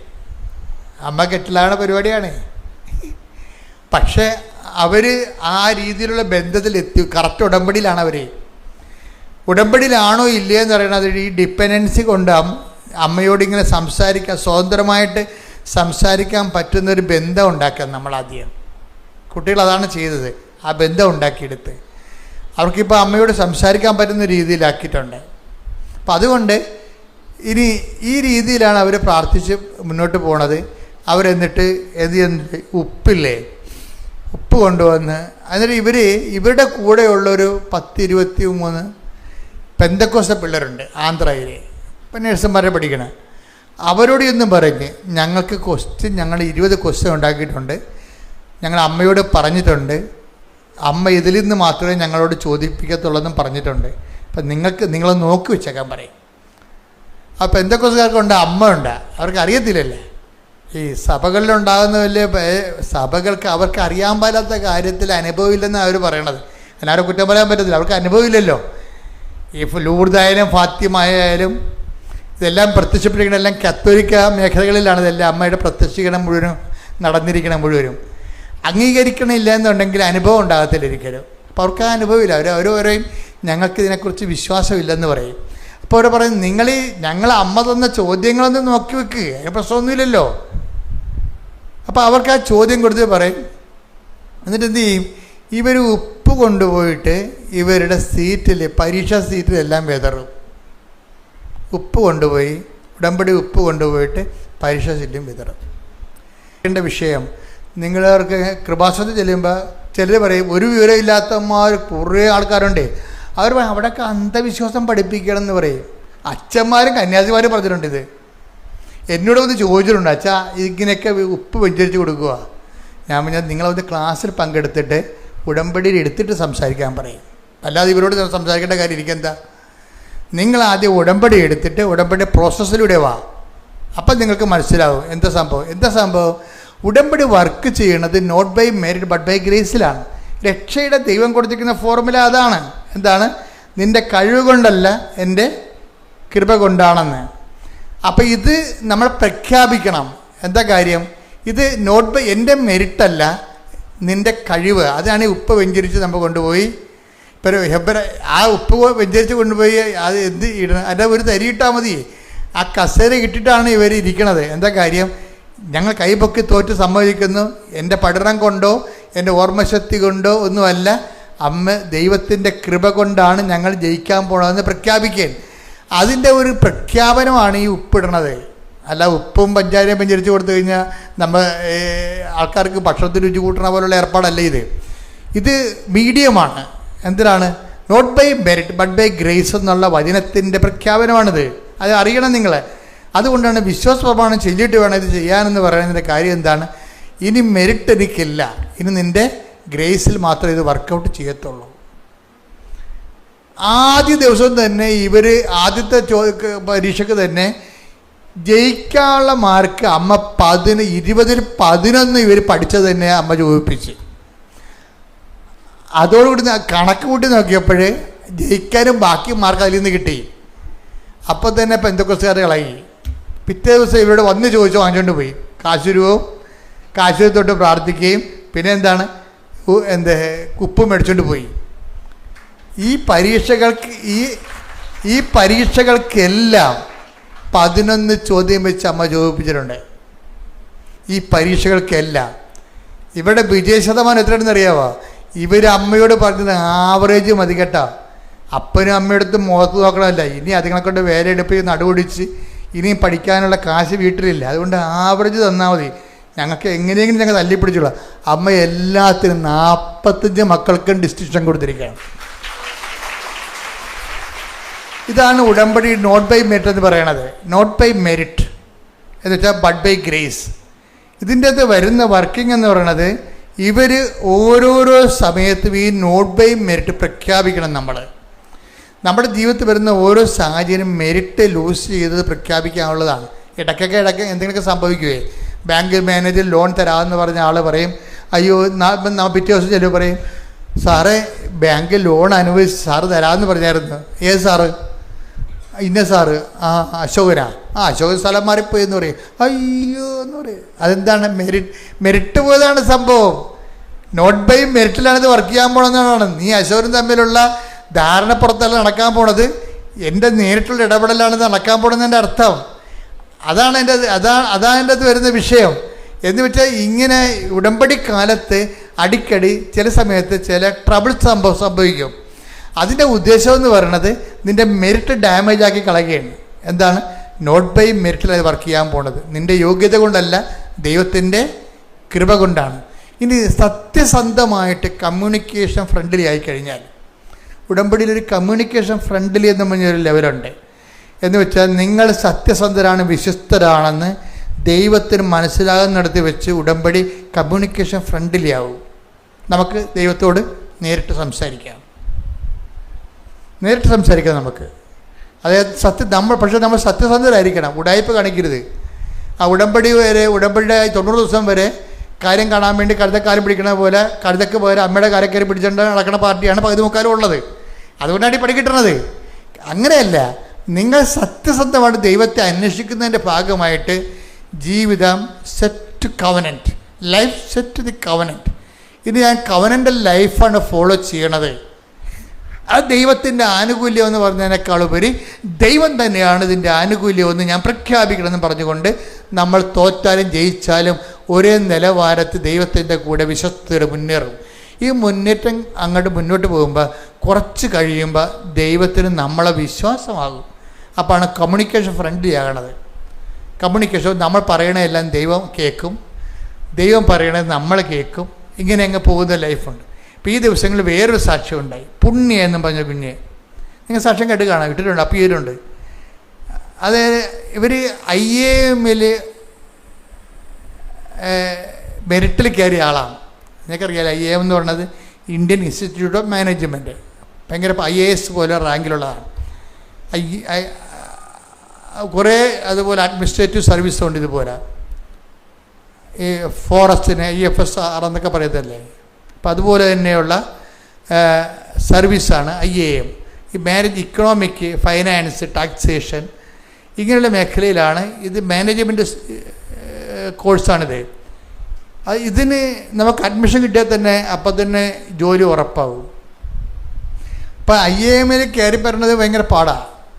കാര്യം MG യൂണിവേഴ്സിറ്റിയിൽ നിന്ന് ഫസ്റ്റ് റാങ്കാണ്. ഫൈനാൻസ് ആൻഡ് ടാക്സേഷൻ കൊമേഴ്സിൽ ഫസ്റ്റ് റാങ്ക് കിട്ടിയ സ്റ്റുഡൻ്റാണ് പുണ്യ. പക്ഷേ പുണ്യ ഫസ്റ്റ് റാങ്ക് കിട്ടിയെങ്കിലും പുണ്യയെ സംബന്ധിച്ചുള്ള ഒരു പ്രശ്നമുള്ളതെന്ന് വെച്ച് കഴിഞ്ഞാൽ IAM പോകാനുള്ള കൊതിയുണ്ട്. പക്ഷേ അവിടെ നിന്ന് വെച്ചാൽ കോമ്പറ്റീഷനാണ്. കാര്യം ഈ ഓൾ ഇന്ത്യ എക്സാമാണത്. ചിലപ്പോൾ 8 ലക്ഷം പേര് എഴുതും, ചിലപ്പോൾ 5 ലക്ഷം പേര് എഴുതും. മെറിറ്റ് സീറ്റ് പോലും 2500 ഉള്ളൂ. ഈ 3 ലക്ഷം പേര് എഴുതിയാലും 8 ലക്ഷം പേര് എഴുതിയാലും മെറിറ്റ് സീറ്റ് എന്ന് പറയണത്, യോഗ്യതയിൽ കയറണത് സീറ്റ് 2500 ഉള്ളൂ. അപ്പോൾ ഇന്ത്യ മുഴുവനുമുള്ള ആൾക്കാർ 8 ലക്ഷം ആൾക്കാർ 5 ലക്ഷം ആൾക്കാരായിട്ട് കോമ്പറ്റ് ചെയ്യാനാണ്. അതിൽ 2500 കയറി വരണം, പാടാണ്. അത്തരം ഇടിപെട്ട് ടെസ്റ്റുകളാണ് ഉള്ളത്. പക്ഷേ ഇവിടെ അതുകൊണ്ട് പുണ്യ പറയും, ഉടമ്പടി എടുത്തിട്ട് പറയും, അമ്മ ഞാൻ അടുത്ത കൊല്ലം എഴുതാം, എനിക്കിപ്പോൾ തന്നെ ആംബിയർ ഇല്ലെന്ന് പറയും. അതാണ് ഫസ്റ്റ് പോയിൻ്റ്. എന്താണ്? അടുത്ത കൊല്ലം കാറ്റ് എക്സാമിനാണ് പോകേണ്ടത്. അതായത് അത് അടുത്ത കൊല്ലം എഴുതാം, എനിക്ക് ഒരു കൊല്ലം ഞാൻ പഠിച്ചിട്ട് അടുത്ത കൊല്ലം എഴുതാം. ഇപ്പോഴത്തെ അടുത്ത കൊല്ലം ഒക്കുമെന്ന് അറിയത്തില്ല, കാര്യം ഹൈ കോമ്പറ്റീഷൻ അല്ലേ ഈ സംഭവം. പക്ഷെ ഉടമ്പടി എടുത്തു കഴിഞ്ഞ് കുറച്ച് കഴിഞ്ഞപ്പോൾ തോന്നി ഈ ഒരു കൊല്ലം വെറുതെ കളയണ എന്താ, എഴുതി നോക്കാമെന്ന് പറയും. ഒരു കൊല്ലം വെറുതെ കളയണ എന്താ, എഴുതി നോക്കാമെന്ന് പറയും. അങ്ങനെ IAM പരീക്ഷയ്ക്ക് പോകും.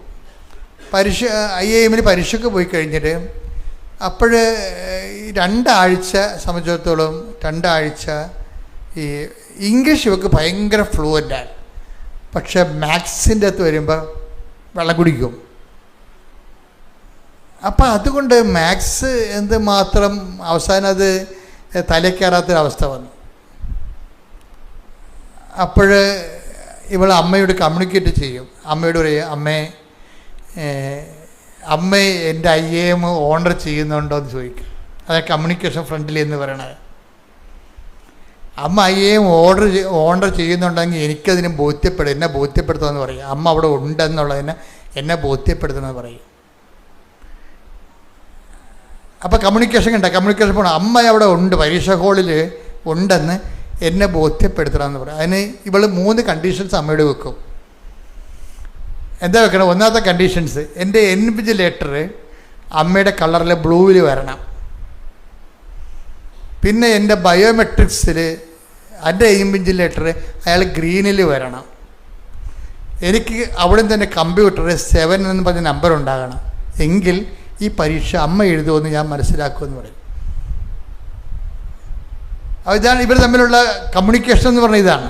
നിങ്ങൾ നോക്കിയാൽ ഉടമ്പടി എന്ത് റേഞ്ചാണെന്ന് നോക്കിയേ. ഇങ്ങനെ വളരുകയാണ് മനുഷ്യരെ. ഉടമ്പടി ഒപ്പം ദൈവമായിട്ട് വിളിപ്പുറത്ത് നിന്ന് അങ്ങോട്ടും ഇങ്ങോട്ടും സംസാരിച്ച് ടേംസ് ആൻഡ് കണ്ടീഷൻസ് ഫിക്സ് ചെയ്തിട്ട് ഇവിടെ ടേംസിലേക്ക് അമ്മ വരണ ഭയങ്കര രസമാണ്. ഇവർ ചെല്ലുമ്പോൾ എക്സാം ഹോളിലോട്ട് ചിലപ്പോൾ തന്നെ എൻവിജിലേറ്റർ ഈ പറഞ്ഞിരിക്കുന്ന ബ്ലൂ കളറിലേക്ക് വരും.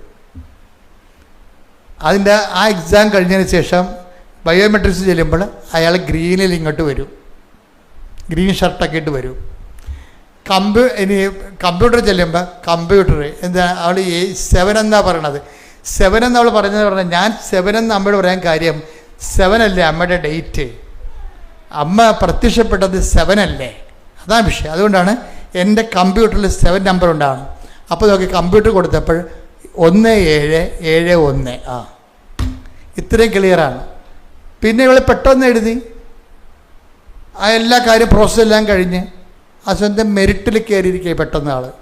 ആദ്യമായിട്ടാണ് ഒരു IAM-നെ ഈ ഉടമ്പടിയിലൂടെ മെറിറ്റിൽ വരുന്ന സാക്ഷ്യമുള്ളത്. അത് വെച്ച് കഴിഞ്ഞാൽ ഞാൻ ഓർക്കണതെന്ന് വെച്ച് കഴിഞ്ഞാൽ ഓരോ വിഷയത്തിനും കുട്ടികൾ എന്ത് ശ്രദ്ധാപൂർവമാണ് അമ്മയോട് കമ്മ്യൂണിക്കേറ്റ് ചെയ്യണത്. ഒന്നാമത്തതിൻ്റെ ഒരു കാര്യം വെച്ച് കഴിഞ്ഞാൽ ഇവർ ഈ വിഷയത്തിൽ ദൈവഭയത്തോടു കൂടിയാണ് പെരുമാറണത്. ഒക്കട്ടെ എന്ന് പറയത്തില്ലേ, അങ്ങനെ അല്ല, ഇത് ഒത്തേ മതിയാവത്തുള്ളൂ. അതുകൊണ്ട് ദൈവം ഈ വിഷയത്തിൽ ഇടപെടുമെന്ന് പരിശുദ്ധാത്മാവ് ഇവർക്ക് നൽകുന്ന ഒരു സൂചന. അതായത് ഈ യോഹന്നാൻ 16:14 എടുത്തേ. അവൻ സ്വമേധയാ ആയിരിക്കില്ല സംസാരിക്കുന്നത്. അവൻ സ്വമേധയാ ആയിരിക്കില്ല സംസാരിക്കുന്നത്. അവൻ കേൾക്കുന്നത് മാത്രം സംസാരിക്കും. വരാനിരിക്കുന്ന കാര്യങ്ങൾ അവൻ നിങ്ങളെ അറിയിക്കും. ഒന്ന് പറഞ്ഞേ 16:14. ഒന്ന് വരാനിരിക്കുന്ന കാര്യങ്ങൾ അവൻ നിങ്ങളെ അറിയിക്കും. അപ്പൊ ഇത് ഈ പ്രൊവിഷൻ കിടക്കണതാണിത്. ഇതിന് സാധ്യതയുണ്ട്. സംഭവിക്കാൻ പോകുന്ന കാര്യങ്ങളെ നേരത്തെ ദൈവം അറിയിക്കാനുള്ള സാധ്യതയുണ്ട്. അതനുസരിച്ചുകൊണ്ടാണ് ഇവർ ക്വസ്റ്റ്യൻ ഉണ്ടാക്കുന്നത്. ഇത് പരിശുദ്ധാത്മാവിൻ്റെ പ്രവർത്തനമാണ്. ഉടമ്പടിയിൽ കമ്മ്യൂണിക്കേഷൻ സാധിക്കുന്നത് വിശുദ്ധിയോടെ ജീവിക്കുമ്പോൾ, പ്രേക്ഷിതരായി ജീവിക്കുമ്പോൾ, സുവിശേഷം കൈമാറാൻ വേണ്ടി ജീവിക്കുമ്പോൾ, കർത്താവിൻ്റെ വചനം പാലിക്കാൻ വേണ്ടി ജീവിക്കുമ്പോൾ പരിശുദ്ധാത്മാവാണ് ആ ലെവലിൽ നമ്മളെ സഹായിക്കുന്നത്. ഇത് പരിശുദ്ധാത്മാവാണ് വരാൻ പോകുന്ന കാര്യങ്ങൾ പറയണത്. എന്താണ്? നീ ഇങ്ങനെ ചോദിക്കണം അമ്മയോട്. എങ്ങനെ ചോദിക്കണം? ഇൻവിജിലേറ്റർ ബ്ലൂവിൽ വരണം. നീ ഇങ്ങനെ ചോദിക്കണം അമ്മയോട്. എന്താണ്? നിൻ്റെ ബയോമെട്രിക്സ് ഗ്രീനിൽ വരണം. നീ ഇങ്ങനെ ചോദിക്കണം അമ്മയോട്. 7 ചേർത്ത കമ്പ്യൂട്ടർ തരണം. പരിശുദ്ധാത്മാവാണ് ഇവിടെ ഉള്ളിൽ തോന്നിക്കണത്. അത് തന്നെ മറ്റേ കുഞ്ഞുങ്ങൾ തോന്നുന്നത്. വരാൻ പോകുന്ന പരീക്ഷകൾ ഞങ്ങൾ ഇത്ര ക്വസ്റ്റ്യൻ എഴുതുമ്പോൾ ആ ക്വസ്റ്റ്യൻ പറഞ്ഞു കൊടുക്കുന്ന പരിശുദ്ധാത്മാവായിരിക്കും. എന്താ കാര്യം? അതിനുള്ള പ്രൊവിഷൻ ഉണ്ട്. ഇതൊരു വാഗ്ദാനമാണ് അല്ലേ? വരാൻ പോകുന്ന കാര്യങ്ങൾ അറിയാനുള്ള വാഗ്ദാനമാണ്. ഇതെന്താണ്? ഇത് 2 കൊറിന്തോസ് 1:20 എന്താണ്? സകല വാഗ്ദാനങ്ങളും ക്രിസ്തുവിലെ അതേം തന്നെയാണ്. അപ്പോൾ ക്രിസ്തുവുമായിട്ട് ഐക്യപ്പെട്ട് കഴിയുമ്പോൾ, മാതാവിൻ്റെ മധ്യസ്ഥ ക്രിസ്തുവോട് ഐക്യപ്പെട്ട് കഴിയുമ്പോൾ സംഭവിക്കാൻ പോകുന്ന കാര്യങ്ങളെക്കുറിച്ച് നമുക്കൊരു ഐഡിയ തരും. അമ്മ കമ്പ്യൂട്ടറിന് നമ്പർ വരെ കൊടുത്തിരിക്കേണ്ടത്. ഇതെന്ന് പറയുന്നത് കമ്മ്യൂണിക്കേഷൻ ഫ്രണ്ട്ലി ആയിട്ട് വരണതാണ്. ഇത് ഉടമ്പടിയുടെ റേഞ്ചാണ്. ശരിക്കും ഒരു പുതിയ മാനങ്ങളിലേക്കും ജീവിത ദൈവത്തിനെക്കുറിച്ചുള്ള ആ ഒരു ജ്ഞാനവരങ്ങളിലേക്കും അനുഭവജ്ഞാനത്തിലേക്കും പുതിയ ആത്മീയ അനുഭവത്തിൻ്റെ പുതിയ തലമുറകളിലേക്ക് ഉടമ്പടി തലമുറ പ്രവേശിക്കുകയാണ്. കൈയടിച്ച് സ്തുതിക്കട്ടെ. ഹല്ലേലൂയ, ഹല്ലേലൂയ, ഹല്ലേലൂയ, ഹല്ലേലൂയ, ഹല്ലേലൂയ. മഹത്വം, മഹത്വം, ആരാധന, ആരാധന, ദൈവപിതാവേ, ദൈവപിതാവേ, മഹത്വം, ദൈവപിതാവേ, ആരാധന, ഹല്ലേലൂയ, ആരാധന, ആരാധന,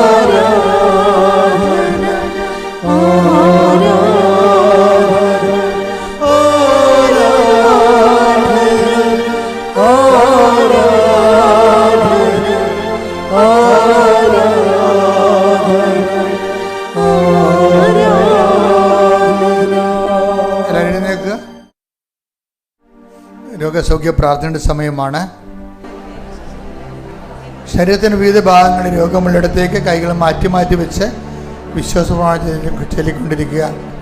കർത്താവേ, നിന്റെ വിശുദ്ധ പൗരോഹിത്യത്തെ മഹത്വപ്പെടുത്തണമേ. കർത്താവേ, സഭയിലുള്ള സാന്നിധ്യം പ്രകടമാക്കണമേ. 39 വർഷം അർപ്പിച്ച കൃപാന്റെ യോഗ്യതയാൽ കൃപാസ്ഥാന ജീവനോടെ പ്രത്യക്ഷപ്പെട്ട പരിശുദ്ധമ്മയുടെ മാധ്യസ്ഥത്തിൽ ഉച്ചമുള്ളങ്കാല് വരെ കർത്താവിൻ്റെ രക്തം പടരട്ടെ. എല്ലാ കോശങ്ങളിലും പെശുകളിലും കർത്താവിൻ്റെ രക്തം പടരട്ടെ. ആമാശയ രോഗങ്ങൾ, കുടരോഗങ്ങൾ, കുടലത്തടിപ്പുകൾ, കുടലിടിയുന്ന ആമാശയം ഇടിയുന്ന അവസ്ഥകൾ കർത്താവിൻ്റെ നാമത്തിൽ സൗഖ്യമാകട്ടെ. അസ്ഥിക്കുഴകൾ, അസ്ഥിസന്ധികൾ, അസ്ഥി ദ്രവിക്കുന്ന അവസ്ഥകൾ കർത്താവിൻ്റെ നാമത്തിൽ സൗഖ്യപ്പെടട്ടെ. ശരീരം വരഞ്ഞു വരഞ്ഞു വരുന്ന അവസ്ഥകൾ, ത്വക്കുകൾ വരഞ്ഞു വരഞ്ഞു വരുന്ന അവസ്ഥകൾ, സോറിയാസിസ് രോഗങ്ങൾ, ശരീരത്തിലുണ്ടാകുന്ന മുഴകൾ, സിസ്റ്റുകൾ, ചിരങ്ങുകൾ, തൊലിയുടെ നിറവ്യത്യാസങ്ങൾ കർത്താവിൻ്റെ വിശുദ്ധമായ രക്തത്തെ കഴുകപ്പെടട്ടെ. തൊണ്ടയുടെ മുഴകൾ ഈശോയുടെ നാമത്തെ അപ്രത്യക്ഷമാകട്ടെ. സ്പോണ്ടിലോസിസ് രോഗികൾ കർത്താവിന് തിരുമുറുപാടുന്ന വലതുകരം പിൻകഴുത്തിൽ വെക്കട്ടെ. കർത്താവിന് തിരുമുറുപാടുന്ന വലതുകരം പിൻകഴുത്തിൽ വെക്കട്ടെ. സ്പൈനക്കോഡിൻ്റെ രോഗങ്ങൾ കർത്താവിന് ഉന്നതമായ നാമസൗഖ്യം പ്രാപിക്കട്ടെ. ശരീരമാസകരം നീരിൻ്റെ മൂലകാരണങ്ങൾ യേശുവിൻ്റെ നാമസൗഖ്യപ്പെടട്ടെ. കിഡ്നി രോഗികൾ, കരരോഗികൾ, ഹൃദയരോഗികൾ, പാൻക്രിയാസ് രോഗികൾ, ശ്വാസകോശ രോഗികൾ കർത്താവിന്റെ നാമത്തിൽ സൗഖ്യം പ്രാപിക്കട്ടെ. ശ്രദ്ധിക്കട്ടെ. ഹല്ലേലൂയ, ഹല്ലേലൂയ, ഹല്ലേലൂയ, ഹല്ലേലൂയ, ഹല്ലേലൂയ. അങ്ങയുടെ നാമത്തെ ഈ ആരാധനയിലൂടെ വീണ്ടും വീണ്ടും മഹത്വപ്പെടുത്തണമേ.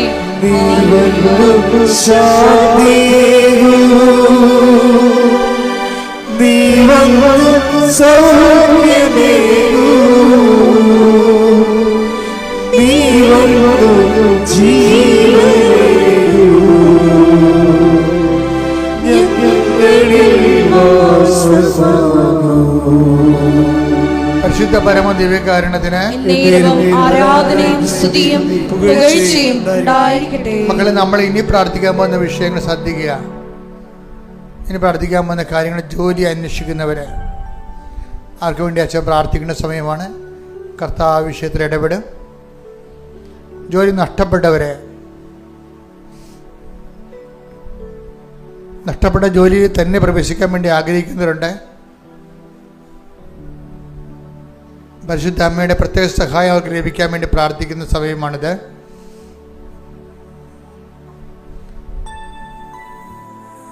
വീട് ഇല്ലാത്തവര്, വീട് സ്ഥലവുമില്ലാത്തവര്,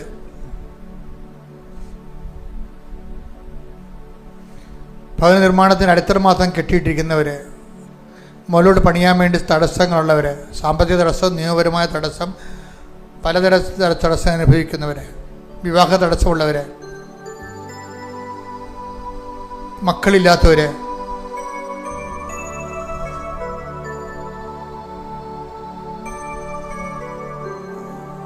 ജോലി സമ്പാദിക്കുന്നതിന് വേണ്ടി ഓരോരോ രേഖകൾ അന്വേഷിച്ചുകൊണ്ട് നടക്കുന്നവർ, പല എതിർപ്പുകളും തടസ്സങ്ങളും ഓഫീസ് ലെവലിൽ നിന്നും ഉന്നത സ്ഥാനങ്ങളിൽ നിന്നും അനുഭവിക്കുന്നവർ,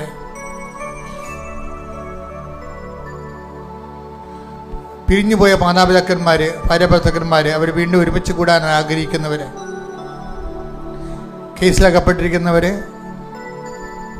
അത് വിടുതലിന് വേണ്ടി പ്രാർത്ഥിക്കുന്നവർ,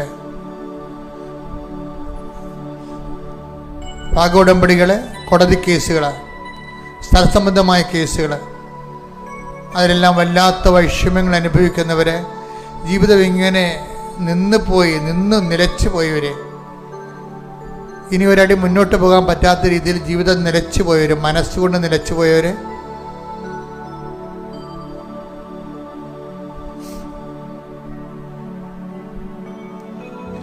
എന്ത് ചെയ്യണം, എന്ത് ചെയ്താൽ ഗതി പിടിക്കുമെന്ന് അറിയാൻ പാടില്ല, ഒരു ഐഡിയ പോലും, ആശയം പോലും കിട്ടാതിരിക്കുന്നവർ,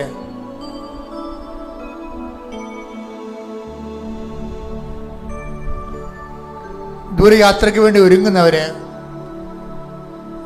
അതിനുവേണ്ടി ശ്രമിച്ചിട്ട് പരാജയപ്പെടുന്നവർ, സമ്പത്ത് അന്യായമായിട്ട് അന്യൻ്റെ കയ്യിൽ അകപ്പെട്ടിട്ട് തിരിച്ചു കിട്ടാത്തവർ,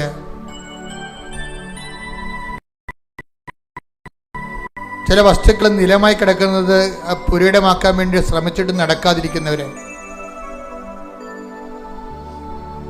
പല വ്യക്തികൾ എല്ലാം വട്ടം ചവിട്ടി ഒന്നും നടക്കാത്ത രീതിയിലാക്കിയിരിക്കുന്നവർ, കുടുംബത്തിൽ പരസ്പര സ്നേഹമില്ലാതെ പരസ്പരം പഴിചാരിക്കൊണ്ട് ഒന്നും ചെയ്യാൻ അനുവദിക്കാത്ത രീതിയിൽ ദുർവിധിയാണെന്ന രീതിയിൽ മനസ്സിടിഞ്ഞു പോയവർ, ഇവരുടെ മേലെല്ലാം കർത്താവിൻ്റെ ശക്തി അതിശക്തമായ രീതിയിൽ ദൈവത്തിൻ്റെ കൃപയ്ക്ക് വേണ്ടി ഇവരെ ഭരമേൽപ്പിച്ചുകൊണ്ട് ഇടിമുഴക്കം പോലെ സ്തുതിക്കട്ടെ. ഹല്ലേലൂയ, ഹല്ലേലൂയ, ഹല്ലേലൂയ, ഹല്ലേലൂയ.